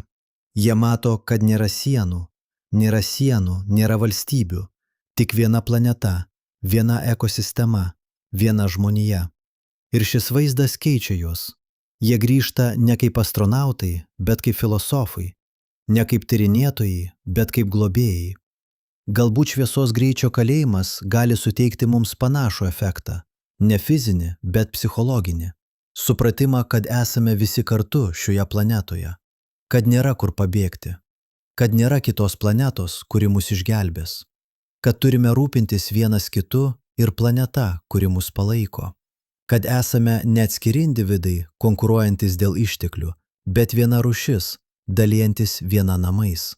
Ir galbūt būtent šis supratimas, ne technologija, ne filosofija, bet paprastas, emocinis, visceralus supratimas, kad esame namie, yra tai, kas galiausiai išgelbės mus. Ne nuo šviesos greičio kalėjimo, bet nuo savęs pačių. Tačiau lieka klausimas, ar mes galime tai padaryti? Ar mes galime pakeisti savo civilizacijos kryptį nuo ekspansijos link tvarumo? Ar mes galime pakeisti savo psichologiją nuo troškimo link priėmimo? Ar mes galime pakeisti savo vertybės nuo daugiau link geriau? Istorija rodo, kad civilizacijos keičiasi tik susidūrusios su egzistencinė krize. Romos imperija nepasikeitė, kol nebuvo užpulta barbarų. Viduramžių Europa nepasikeitė, kol neištiko maras. Modernioji civilizacija nepasikeitė, kol neįvyko pasauliniai karai. Dabar mes susidūrėme su nauja egzistencinė krize. Ne karu, ne maru, bet klimato kaita, ekologiniu sunaikinimu, išteklių išsekimu ir šviesos greičio kalėjimu. Šios krizės yra susijusios. Jos visos kyla iš tos pačios šaknies, iš mūsų nesugebėjimo gyventi ribose, iš mūsų tikėjimo, kad augimas gali būti begalinis, iš mūsų troškimo daugiau, nepaisant pasekmių. Tačiau šviesos greičio kalėjimas mums sako, ne, augimas negali būti begalinis. Yra ribos, yra sienos, yra dėsniai, kurių negalima pakeisti. Ir vienintelis būdas išgyventi yra priimti šias ribas ir išmokti gyventi jų viduje, ne kaip kaliniai, bet kaip gyventojai. Ne kaip išnaudotojai, bet kaip globėjai. Ne kaip užkariautojai, bet kaip namų šeimininkai. Ir galbūt, jei mes tai padarysime, jei mes išmoksime gyventi tvariai žemėje, jei mes išmoksime rasti prasmę ribose, jei mes išmoksime mylėti planetą, kuri mus sukūrė, tada galbūt po milijonų metų, kai mūsų technologija taps pakankamai pažangi, kai mūsų išmintis taps pakankamai gili, kai mūsų brandumas taps pakankamai stiprus, galbūt tada mes būsime pasiruošę žengti už šviesos greičio kalėjimo ribų. Ne kaip pabėgėliai, bėgantis nuo sunaikintos planetos, bet kaip ambasadoriai, nešantys žinią iš civilizacijos, kuri išmoko gyventi tvariai. Žinia, kuri sako, mes buvome įkalinti ir mes priėmėme. Ir būtent šis priėmimas mus išlaisvino. Tačiau tai yra tolima ateitis. Labai tolima. Galbūt per tolima, kad būtų svarbu.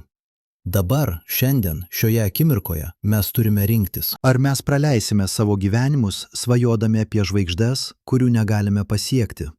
Ar mes praleisime savo gyvenimus, gyvenant planetoje, kurią turime? Ar mes žiūrėsime į dangų su ilgesiu? Ar mes žiūrėsime į žemę su dėkingumu? Tai nėra lengvas pasirinkimas. Tai nėra akivaizdus pasirinkimas. Tačiau tai yra būtinas pasirinkimas. Nes šviesos greičio kalėjimas nėra problema, kurią galime išspręsti.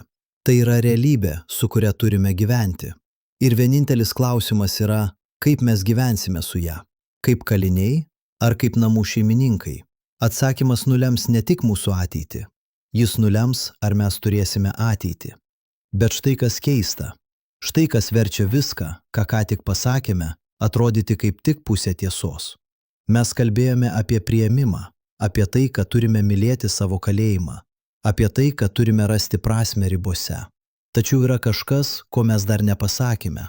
Kažkas, kas daro visą šią istoriją dar keistesnę, dar gilesnę, dar labiau pribloškiančią. Mes nežinome, ar šviesos greičio riba yra tikra. Palaukite. Prieš tai mes praleidome tūkstančių žodžių, aiškindami, kodėl šviesos greitis yra absoliuti riba. Kodėl Einšteino reliatyvumo teorija yra įrodyta? Kodėl visi eksperimentai patvirtina? Kodėl matematika veikia? Kodėl fizika sako ne? Ir visa tai yra tiesa. Kiekvienas žodis yra tiesa. Tačiau štai kas. Mokslas nėra apie absoliučią tiesą. Mokslas yra apie geriausią esamą paaiškinimą. Ir geriausias esamas paaiškinimas nėra tas pats, kas galutinė tiesa. 2024 metais fizikas Claudia Deram iš Imperinės kolegijos Londone paskelbė tyrimą, kuris analizavo, ką mes iš tikrųjų žinome apie gravitaciją. Ne ką mes manome žinantis, ne ką teorija sako, bet ką mes faktiškai išmatavome, patvirtinome, patikrinome. Rezultatas buvo šokiruojantis. Mes išmatavome gravitaciją tik labai mažose atstumuose, nuo milimetrų iki Saulės sistemos dydžio. Tai yra nuo 1 milimetro iki 5 milijardų kilometrų. Skamba daug, tiesa, tačiau palyginkite su atstumu iki artimiausios žvaigždės – 40 trilijonų kilometrų. Mes išmatavome gravitaciją viename 8 milijonų atstumo, kurį reikia išmatuoti, kad suprastume, kaip ji veikia tarp žvaigždinėse erdvėse. Įsivaizduokite, kad turite žemėlapį Lietuvos, tačiau šis žemėlapis parodo tik Vilniaus senamiestį. 1 kvadratinį kilometrą. Ir remiantis šiuo žemėlapiu, jūs bandote nubrėžti visą Europos žemėlapį. Jūs ekstrapoliuojate. Jūs sakote, na jei Vilniaus senamiestis atrodo taip, tai visa Europa tikriausiai atrodo panašiai. Ar tai protinga? Ne. Ar tai yra vienintelis būdas, kurį turime? Taip. Būtent tai mes darome su fizika. Mes išmatavome dėsnius labai mažoje visatos dalyje ir ekstrapoliuojame juos į visą visatą. Ir dažniausiai tai veikia, tačiau ne visada. Niutonas manė, kad išmatavo gravitaciją. Jo dėsniai veikia tobulai 250 metų. Kiekvienas eksperimentas juos patvirtino. Kiekvienas skaičiavimas sutapo. Kiekviena prognozė išsipildė. Ir tada atėjo Einšteinas ir parodė, kad Niutonas klydo. Ne visiškai klydo. Jo dėsniai vis dar veikia kasdienėse situacijose. Tačiau jie yra tik apytiksliai. Jie yra specialus atvejis gilesnės teorijos, reliatyvumo teorijos. Ir dabar mes naudojame Einšteino teoriją. Ir ji veikia tobulai. Kiekvienas eksperimentas ją patvirtina. Kiekvienas skaičiavimas sutampa. Kiekviena prognozė išsipildžiama. Tačiau štai klausimas, ar Einšteinas yra galutinė tiesa? Ar po 100 metų neateis kitas fizikas, kuris parodys, kad Einšteinas taip pat klydo, kad reliatyvumo teorija yra tik apytikslė, kad ji yra specialus atvejis dar gilesnės teorijos? Istorija rodo, kad taip. Kiekviena fizikos teorija, kurią mes turėsime, galiausiai buvo pakeista gilesnė teorija. Kodėl Einšteino teorija turėtų būti išimtis? Ir štai kur tampa įdomu. Yra dalykų, kurių Einšteino teorija negali paaiškinti. Tamsioji materija, tamsioji energija, kvantinė mechanika, juodųjų skylių singuliarumas, didžiojo sprogimo pradžia. Visa tai yra reiškiniai, kurie egzistuoja, kuriuos mes matome, kuriuos mes matuojame, tačiau kurių mes negalime paaiškinti naudodami esamą teoriją. Tai reiškia, kad mūsų teorija yra nepilna. Tai reiškia, kad yra kažkas, ko mes dar nesuprantame. Tai reiškia, kad galbūt, tik galbūt, šviesos greičio riba nėra tokia absoliuti, kaip mes manome. Suprantu puikiai, ką jūs dabar galvojate. Jūs galvojate, štai vėl, dar vienas pseudomokslo šalininkas, kuris bando pasakyti, kad mokslas klysta, kad viskas įmanoma, kad galime turėti warp variklius ir teleportaciją, jei tik pakankamai tikėsime. Ne, tai ne tai, ką aš sakau. Aš nesakau, kad mokslas klysta. Aš sakau, kad mokslas yra nepilnas. Ir tai nėra tas pats dalykas. Mokslas niekada nesako, mes žinome viską. Mokslas sako, mes žinome tai, ką išmatavome. Ir mes turime teorijas, kurios paaiškina tai, ką išmatavome. Ir šios teorijos leidžia mums prognozuoti tai, ko dar neišmatavome. Ir kai prognozės išsipildo, mes tampame labiau pasitikintis teoriją. Tačiau mes niekada nesakome, kad teorija yra galutinė tiesa, nes visada gali būti naujų matavimų, kurie parodys, kad teorija yra nepilna arba klaidinga tam tikrose situacijose. Tai yra ilgas sakinys, tačiau jis yra svarbus, nes jis reiškia, kad kai mes sakome, šviesos greitis yra absoliuti riba, mes iš tikrųjų sakome, šviesos greitis yra absoliuti riba pagal geriausią teoriją, kurią šiuo metu turime, ir pagal visus eksperimentus, kuriuos šiuo metu galime atlikti. Tačiau mes nežinome, ar ši teorija yra pilna, ir mes nežinome, ar yra reiškinių, kurių mes dar neišmatavome, kurie galėtų pakeisti mūsų supratimą. Tai nėra viltis, tai yra mokslinės sąžiningumas, tai yra skirtumas tarp mokslininko ir dogmatiko. Dogmatikas sako, aš žinau tiesą ir niekas negali jos pakeisti. Mokslininkas sako, aš žinau tai, ką išmatavau ir esu atviras tam, kad gali būti dalykų, kurių dar neišmatavau.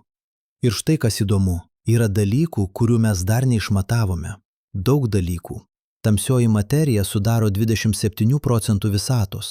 Mes nežinome, kas ji yra. Mes matome jos gravitacinį poveikį, tačiau mes negalime jos aptikti tiesiogiai. Mes nežinome, iš ko ji sudaryta.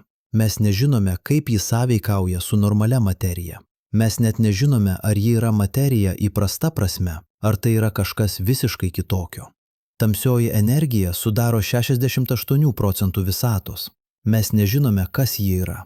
Mes žinome tik tai, kad visata plečiasi ir plečiasi vis greičiau ir kažkas stumia ją išsiplėsti. Ir mes vadiname tą kažką tamsiąją energiją. Tačiau mes neturime jokios idėjos, kas tai yra, iš kur ji ateina, kodėl ji egzistuoja, kaip ji veikia. Tai reiškia, kad 95% visatos yra sudaryti iš dalykų, kurių mes nesuprantame. 5% normalios materijos, atomų, žvaigždžių, planetų, jūsų, manęs, yra vienintelė dalis, kurią mes šiek tiek suprantame. Ir net šioje dalyje yra dalykų, kurių mes nesuprantame. Kvantinė mechanika, sąmonė, gyvybės kilmė, laiko prigimtis. Dabar įsivaizduokite, kad jūs esate žmogus XIX amžiuje. Jūs žinote apie gravitaciją, jūs žinote apie elektromagnetizmą, jūs žinote apie termodinamiką. Jūs manote, kad suprantate visatą. Ir tada kas nors jums pasako, žinai, 95% visatos yra sudaryti iš dalykų, apie kuriuos tu net nežinai, kad jie egzistuoja. Ar tu patikėtum? Ne. Ar tai būtų tiesa? Taip. Mes esame toje pačioje situacijoje dabar. Mes manome, kad suprantame visatą. Tačiau mes žinome tik 5%. Likę 95% yra mislė. Ir galbūt, tik galbūt, šioje mislėje yra atsakymas į šviesos greičio problemą. Galbūt tamsioji energija gali būti naudojama erdvės lenkimui. Galbūt tamsioji materija sukuria kirmgraužų skyles.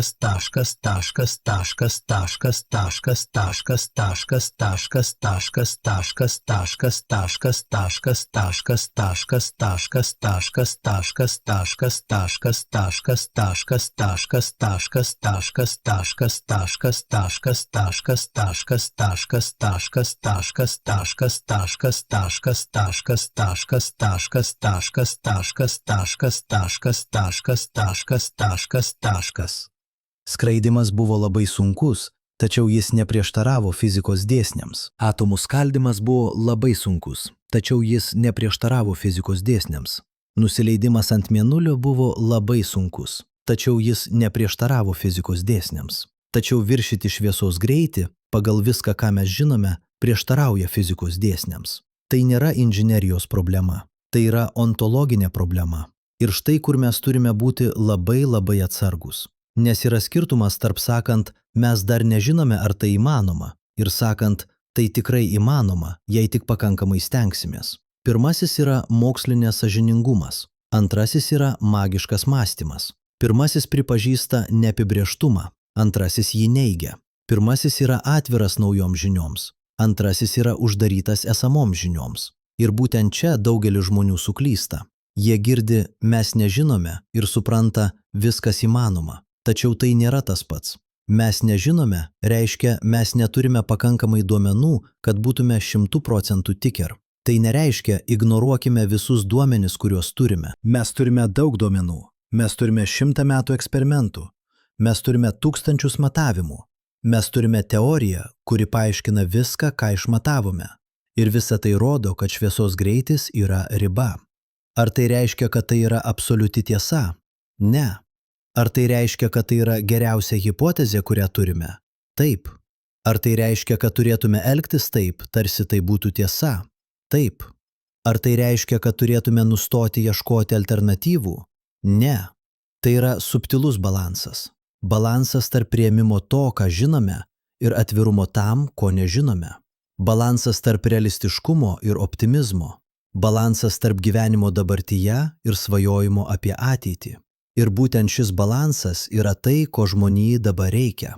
Nes štai tiesa, net jei šviesos greičio riba nėra absoliuti, net jei yra būdas ją apeiti, mes jo dar neturime. Ir mes jo neturėsime dar ilgai.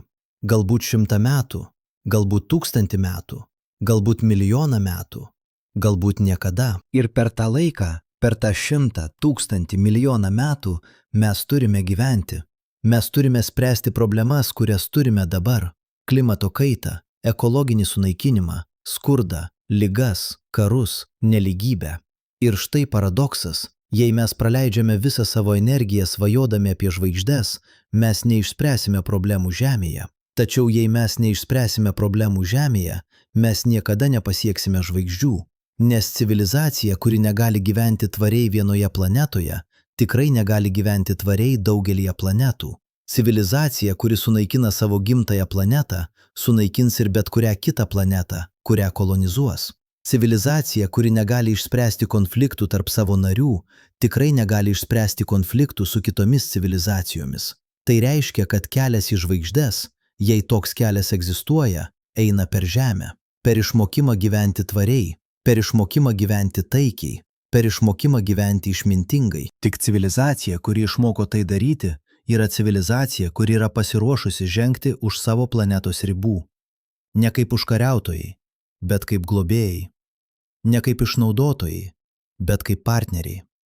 Ir galbūt būtent tai yra tikrasis šviesos greičio kalėjimo tikslas.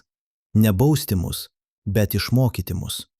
Išmokyti mus kantrybės, išmokyti mus nuolankumo, išmokyti mus atsakomybės, išmokyti mus, kad prieš ieškodami naujų pasaulių turime išmokti rūpintis pasauliu, kurį turime. 2025 metais Tarptautinė filosofų ir mokslininkų grupė paskelbė manifestą, vadinamą Kosminis brendimas. Jame jie argumentavo, kad žmonija dar nėra pasiruošusi tarpžvaigždinėms kelionėms ne dėl technologinių priežasčių, bet dėl etinių priežasčių. Kad civilizacija, kuri vis dar turi karus, skurdą, nelygybę, ekologinį sunaikinimą, nėra civilizacija, kuri turėtų eksportuoti save į kosmosą. Kad prieš tampant daugiaplanetišką rūšimi, Turime tapti išmintinga rūšimi. Manifestas baigėsi klausimu. Ar mes norime būti kosmoso virusas, kuris plinta iš planetos į planetą, naikindamas viską savo kelyje? Ar mes norime būti kosmoso sodininkai, kurie puoselėja gyvybę, kur tik ją randa? Ir atsakymas į šį klausimą nulems ne tik tai, ar mes pasieksime žvaigždes. Jis nulems, ar mes nusipelnome jų pasiekti. Ne štai galutinė tiesa. Visata mums nesiskolinga. Ji mums nesiskolinga lengvų kelionių. Ji mums nesiskolinga begalinių išteklių. Ji mums nesiskolinga amžino gyvenimo. Viskas, ką turime, ši planeta, šis gyvenimas, šis momentas yra dovana, neteisė, dovana. Ir kaip su bet kuria dovana, klausimas nėra, ar aš nusipelniau daugiau, bet ką aš darau su tuo, ką turiu. Ir galbūt atsakymas į šviesos greičio kalėjimą nėra technologinis, galbūt jis nėra filosofinis, galbūt jis yra dvasinis, galbūt jis yra apie dėkingumą. Dėkingumą už planetą, kuri mus sukūrė, dėkingumą už gyvybę, kurią turime, dėkingumą už sąmonę, kuri leidžia mums suvokti visą tai. Dėkingumą už žvaigždes, kurias galime matyti, net jei negalime jų pasiekti, nes galbūt matymas yra pakankamas. Galbūt žinojimas, kad ten yra kažkas, yra pakankamas. Galbūt stebėjimas, kaip šviesa keliauja per milijardus metų, kad pasiektų mūsų akis, yra pakankamas. Galbūt būti dalimi visatos, kuri gali pažinti pati save, yra pakankamas. Astronomas Karlas Saganas kartą pasakė, kosmosas yra mūsų viduje. Mes esame pagaminti iš žvaigždžių medžiagos. Mes esame būdas, kuriuo kosmosas pažįsta save. Ir galbūt būtent tai yra atsakymas. Nepasiekti žvaigždes, bet būti žvaigždėmis. Nekeliauti per kosmosą, bet būti kosmosu. Neištrūkti iš šviesos greičio kalėjimo, bet suprasti, kad kalėjimas yra iliuzija, sukurta mūsų troškimų, ir kad tikroji laisvė ateina ne iš pasiekimo to, ko neturime, bet iš priėmimo to, kas esame. Mes esame žvaigždžių dulkės. Mes esame atomai, kurie kadaise buvo žvaigždžių šerdyse. Mes esame šviesa, kuri keliauja per laiką. Mes esame visatos būdas pažvelgti į save ir pasakyti, aš esu. Ir galbūt tai yra pakankama. Galbūt tai yra daugiau nei pakankama. Galbūt tai yra viskas. Tačiau mes nežinome. Ir būtent tai daro viską tokį gražų ir tokį baisų vienu metu. Mes nežinome, ar šviesos greičio riba yra absoliuti. Mes nežinome, ar yra būdas ją apeiti. Mes nežinome, ar kada nors pasieksime žvaigždes. Mes nežinome, ar ten yra kas nors, kas laukia mūsų. Mes nežinome, ar esame vieni visatoje. Mes nežinome, kodėl esame čia. Mes nežinome, kur eisime. Mes nežinome, kas nutiks po mūsų mirties. Mes nežinome, kas nutiks po mūsų civilizacijos mirties. Mes nežinome, kas nutiks po mūsų saulės mirties. Mes nežinome beveik nieko. Ir būtent šis nežinojimas yra tai, kas daro mus žmonėmis. Ne mūsų žinojimas, mūsų nežinojimas. Ne mūsų atsakymai, mūsų klausimai. Ne mūsų tikrumas, mūsų abejonė. Nes būtent abejonė verčia mus ieškoti. Būtent klausimas verčia mus tyrinėti. Būtent nežinojimas verčia mus gyventi. Ir galbūt šviesos greičio kalėjimas yra ne bausmė, ne testas, ne pamoka. Galbūt tai yra tiesiog faktas, neutralus, abejingas, beprasmis faktas. Kaip gravitacija, kaip laikas, kaip mirtis. Ir galbūt mūsų užduotis nėra jį įveikti. Mūsų užduotis yra gyventi su juo. Gyventi pilnai, gyventi gražiai, gyventi prasmingai.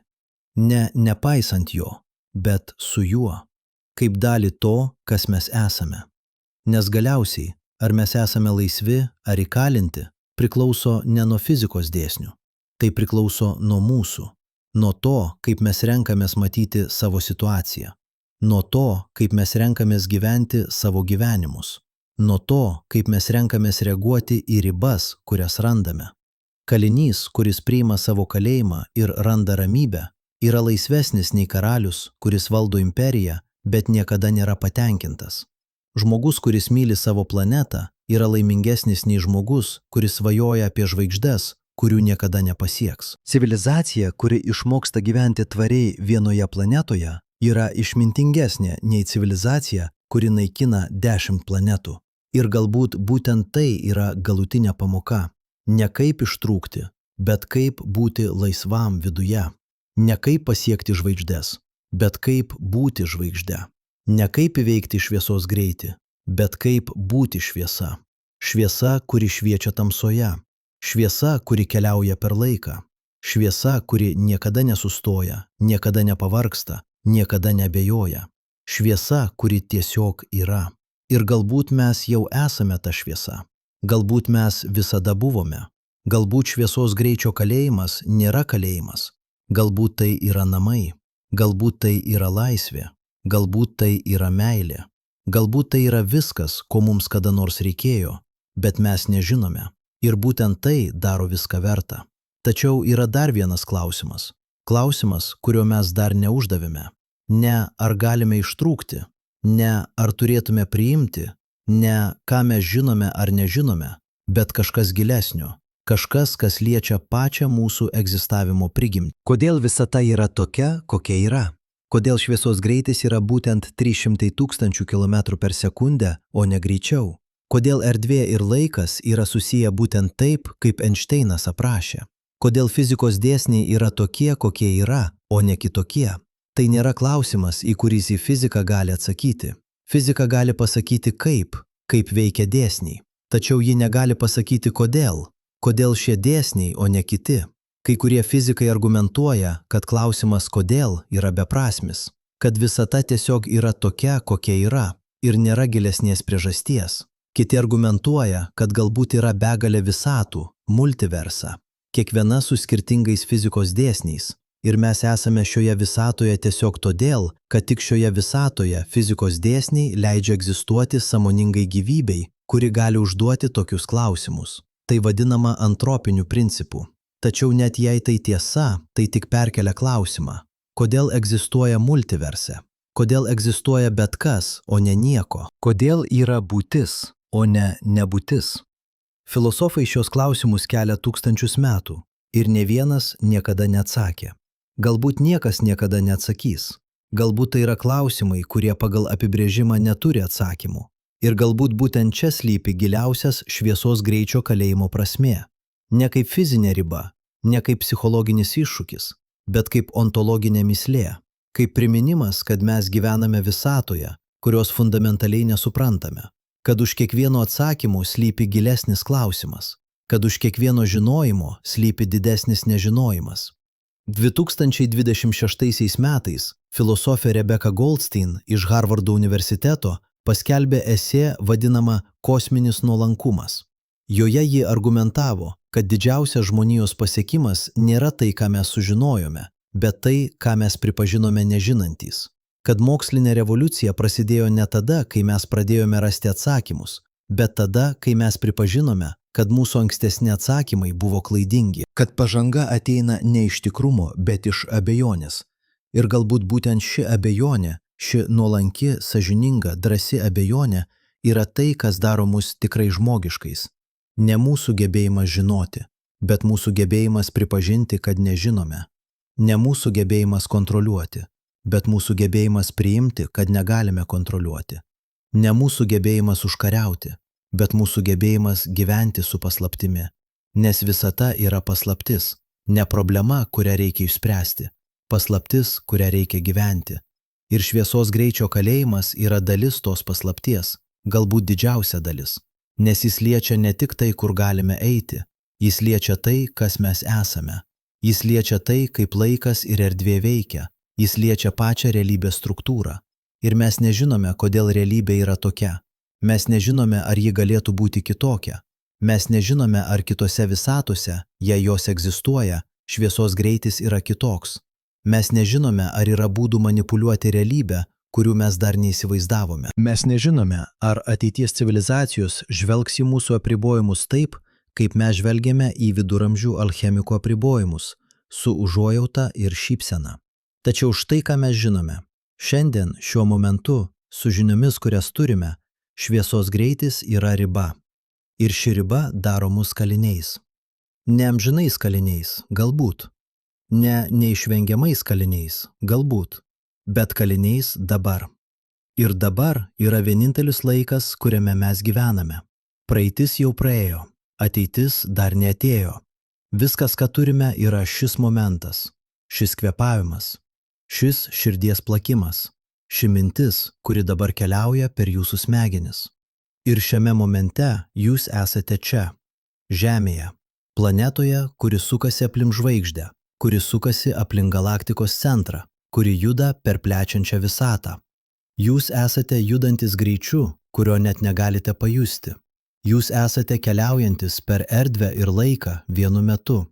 Jūs esate stebuklas. Ne todėl, kad galite pasiekti žvaigždes, bet todėl, kad galite jas matyti. Ne todėl, kad galite įveikti šviesos greitį, bet todėl, kad galite suprasti, kas yra šviesos greitis. Ne todėl, kad galite pabėgti iš kalėjimo, bet todėl, kad galite suvokti, jog esate kalėjime. Nes suvokimas yra laisvė, ne fizinė laisvė, bet sąmonės laisvė. Gebėjimas žinoti, kas esi, kur esi, kodėl esi. Gebėjimas užduoti klausimus, net jei nėra atsakymų. Gebėjimas stebėtis, net jei nesuprantama. Gebėjimas mylėti, net jei laikina. Ir galbūt būtent tai yra giliausias atsakymas į šviesos greičio kalėjimą.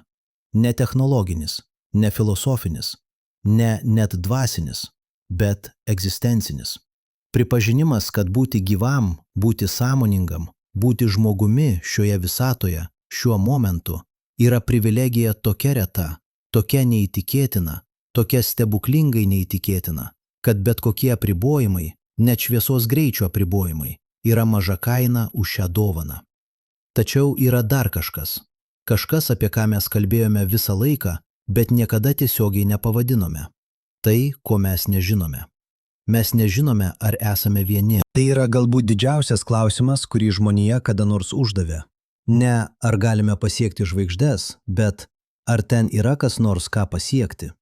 Ar yra kita sąmoninga gyvybė visatoje? Ar yra kitos civilizacijos? Ar yra kiti protingi būtybės, kurie taip pat žiūri į savo dangų ir klausia tų pačių klausimų? Mes nežinome. Mes ieškome. Mes klausomės. Mes siunčiame signalus. Tačiau per visus šiuos dešimtmečius, nuo SETI projekto pradžios 6-ame dešimtmetyje iki šiandien, mes negirdėjome nieko. Absoliučios tylos. Nė vieno signalo. Nė vieno ženklo. Nė vieno įrodymo, kad ten, tarp milijardų žvaigždžių, milijardų galaktikų, yra kas nors kitas, kas galvoja, kas jaučia, kas klausia. Ir ši tyla yra bauginanti, nes ji reiškia vieną iš dviejų dalykų. Arba mes esame vieni, vienintelė sąmoninga gyvybė visoje visatoje, vieninteliai, kurie gali užduoti klausimus, vieninteliai, kurie gali suvokti grožį, vieninteliai, kurie gali mylėti ir kentėti ir svajoti. Arba mes nesame vieni, bet kiekviena civilizacija yra įkalinta savo šviesos greičio kalėjime, neįstengianti pasiekti kitų, pasmerkta amžinai vienumui, nepaisant to, kad visata yra pilna gyvybės. Abi galimybės yra vienodai bauginančios.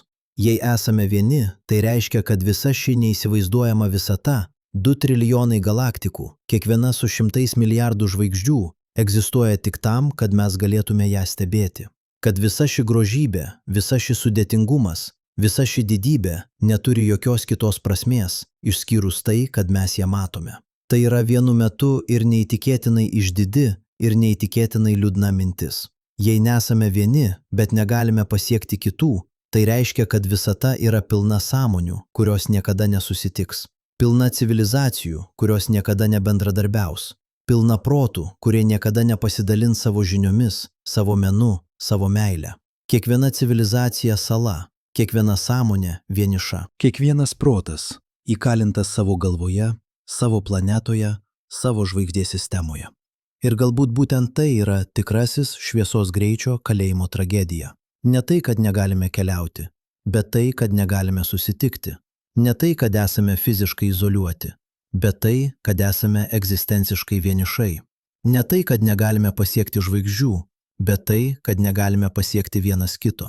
Nes net čia Žemėje mes kovojame su tuo. Mes kovojame su susisiekimu, mes kovojame su supratimu, mes kovojame su empatija. Mes kalbame skirtingomis kalbomis, mes turime skirtingas kultūras, mes turime skirtingas vertybės. Ir net kai kalbame tą pačią kalbą, mes dažnai nesuprantame vienas kito. Net kai gyvename tame pačiame mieste, mes jaučiamės vienišai. Net kai miegame tame pačiame lovoje, mes kartais jaučiamės atskirti.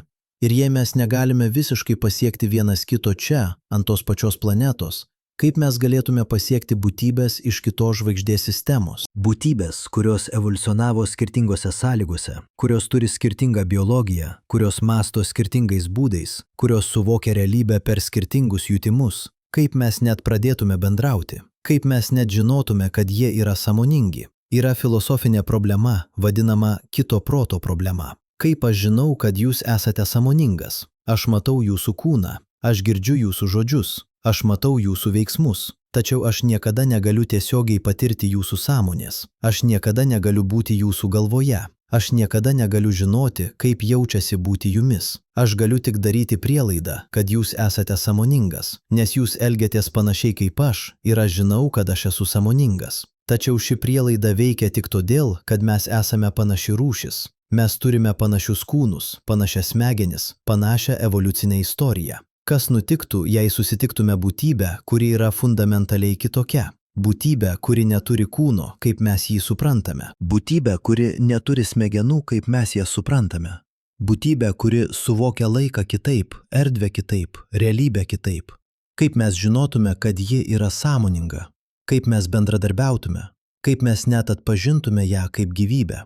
Galbūt visata yra pilna sąmonių, kurios yra tokios skirtingos nuo mūsų, kad mes net negalime jų atpažinti. Galbūt mes jau susitikome ateivius, bet net pažinome jų.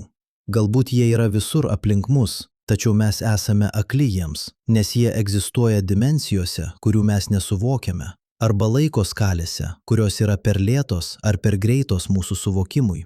Arba galbūt ne. Galbūt mes tikrai esame vieni. Galbūt gyvybė yra tokia reta, sąmonė tokia neįtikėtina, civilizacija tokia trapi, kad visoje šioje neįsivaizduojamoje visatoje mes esame vieninteliai.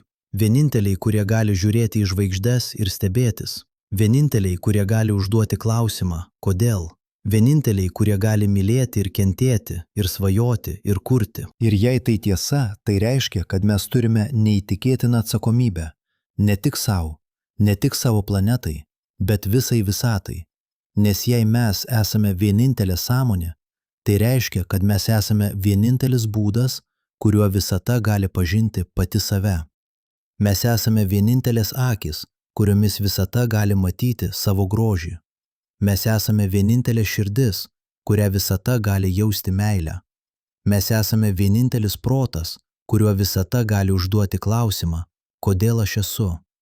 Ir jei mes išnyksime, jei sunaikinsime save karais ar ekologinę katastrofą, ar tiesiog nesugebėjimu gyventi tvariai, tai reiškia, kad visata vėl taps akla, vėl taps nejautri, vėl taps nežinanti. Visa ši grožybė, visa ši sudėtingumas, visa ši didybė egzistuos, bet niekas jos nematys, niekas jos nevertins, niekas jos nemylės. Tai yra bauginanti mintis, tačiau tai taip pat yra įkvepianti mintis, nes tai reiškia, kad mes esame svarbus.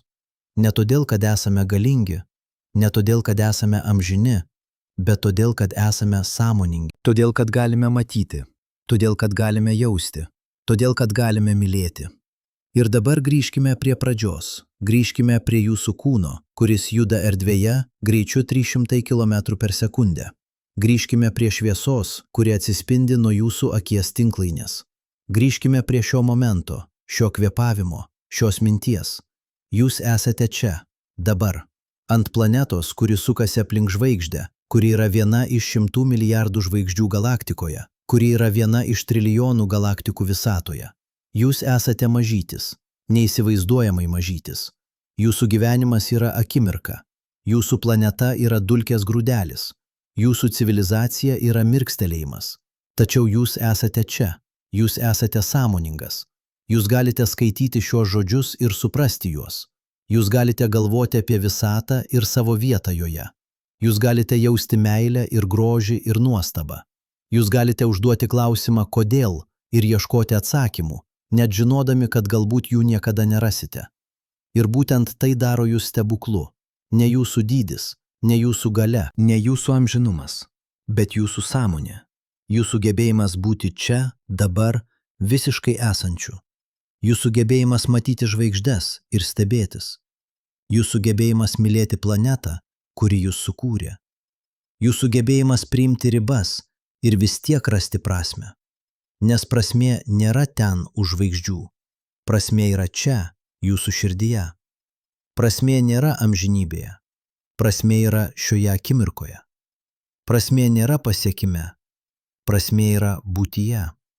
Ir galbūt šviesos greičio kalėjimas nėra kalėjimas. Galbūt tai yra dovana. Dovana, kuri verčia mus sustoti, kuri verčia mus pažvelgti atgal, kuri verčia mus pamatyti tai, ką turime, vietoj to, ko neturime, kuri verčia mus mylėti čia ir dabar, vietoj svajojimo apie ten ir tada. Nes štai tiesa, kurią mes visi žinome, bet retai pripažįstame. Laimė niekada nėra pasiekime. Laimė visada yra kelyje.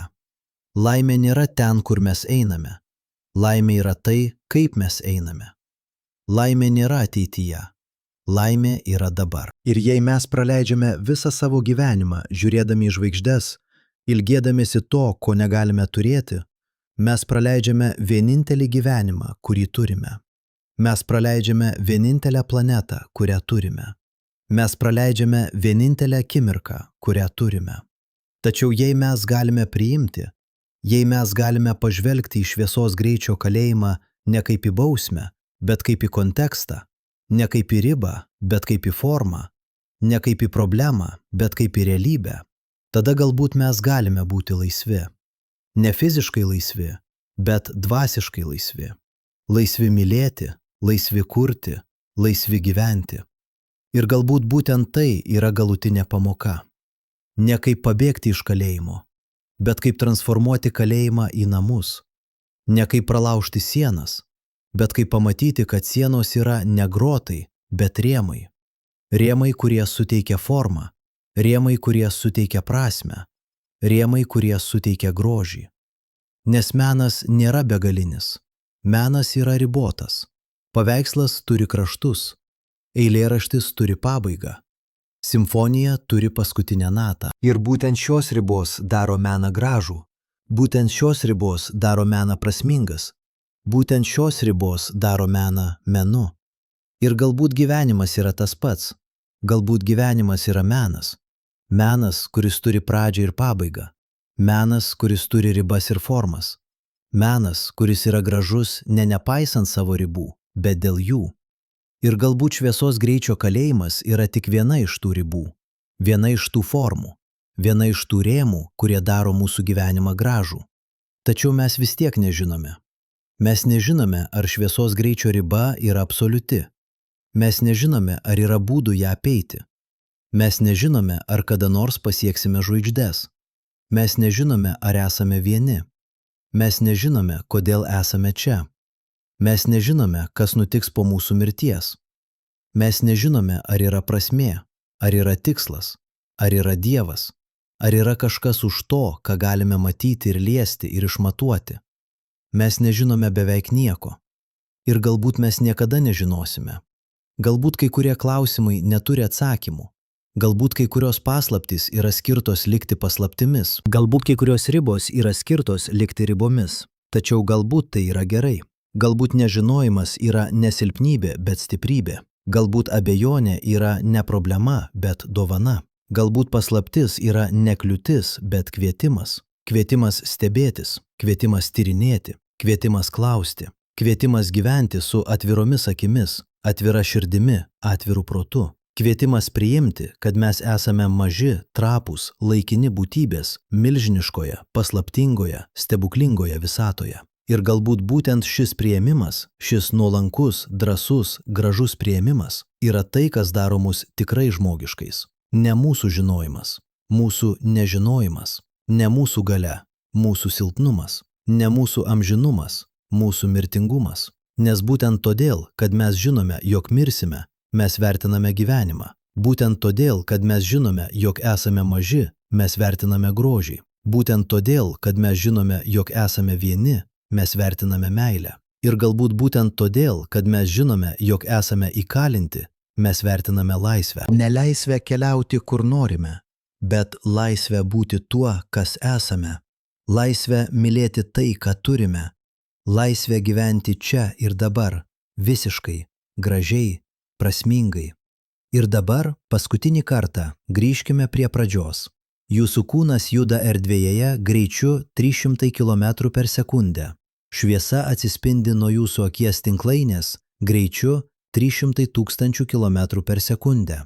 Jūs esate čia, dabar, šioje akimirkoje, ant planetos, kuri sukasi aplink žvaigždę, kuri sukasi aplink galaktikos centrą, kuri juda per plečiančią visatą. Jūs esate įkalintas savo kūne, įkalintas savo planetoje, įkalintas savo žvaigždės sistemoje, įkalintas šviesos greičio ribų, įkalintas laiko ir erdvės struktūroje, įkalintas fizikos dėsnių, kurių negalite pakeisti. Tačiau jūs taip pat esate laisvas galvoti, laisvas jausti, laisvas mylėti, laisvas stebėtis, laisvas klausti, laisvas gyventi. Ir galbūt būtent šis paradoksas, būti vienu metu įkalintam ir laisvam, yra tai, kas apibrėžia žmogišką būklę. Būti ribotam, bet sąmoningam. Būti mažam, bet prasmingam. Būti laikiniam, bet gražiam. Būti šviesa, kuri šviečia tamsoje, net žinant, kad tamsa yra begalinė. Būti balsu, kuris klausia kodėl, net žinant, kad galbūt nėra atsakymų. Būti širdimi, kuri myli, net žinant, kad meilė yra laikina. Būti žmogumi, kuris gyvena, net žinant, kad gyvenimas baigėsi. Ir galbūt būtent tai yra pakankama. Galbūt būtent tai yra viskas. Galbūt būtent tai yra atsakymas į šviesos greičio kalėjimą, į visus klausimus, į visą paslaptį. Nepabėgti, bet būti. Neužkariauti, bet mylėti. Nežinoti, bet stebėtis. Neamžinai, bet dabar. Čia, šioje planetoje, šioje žvaigždės sistemoje, šioje visatoje, šioje akimirkoje, namie.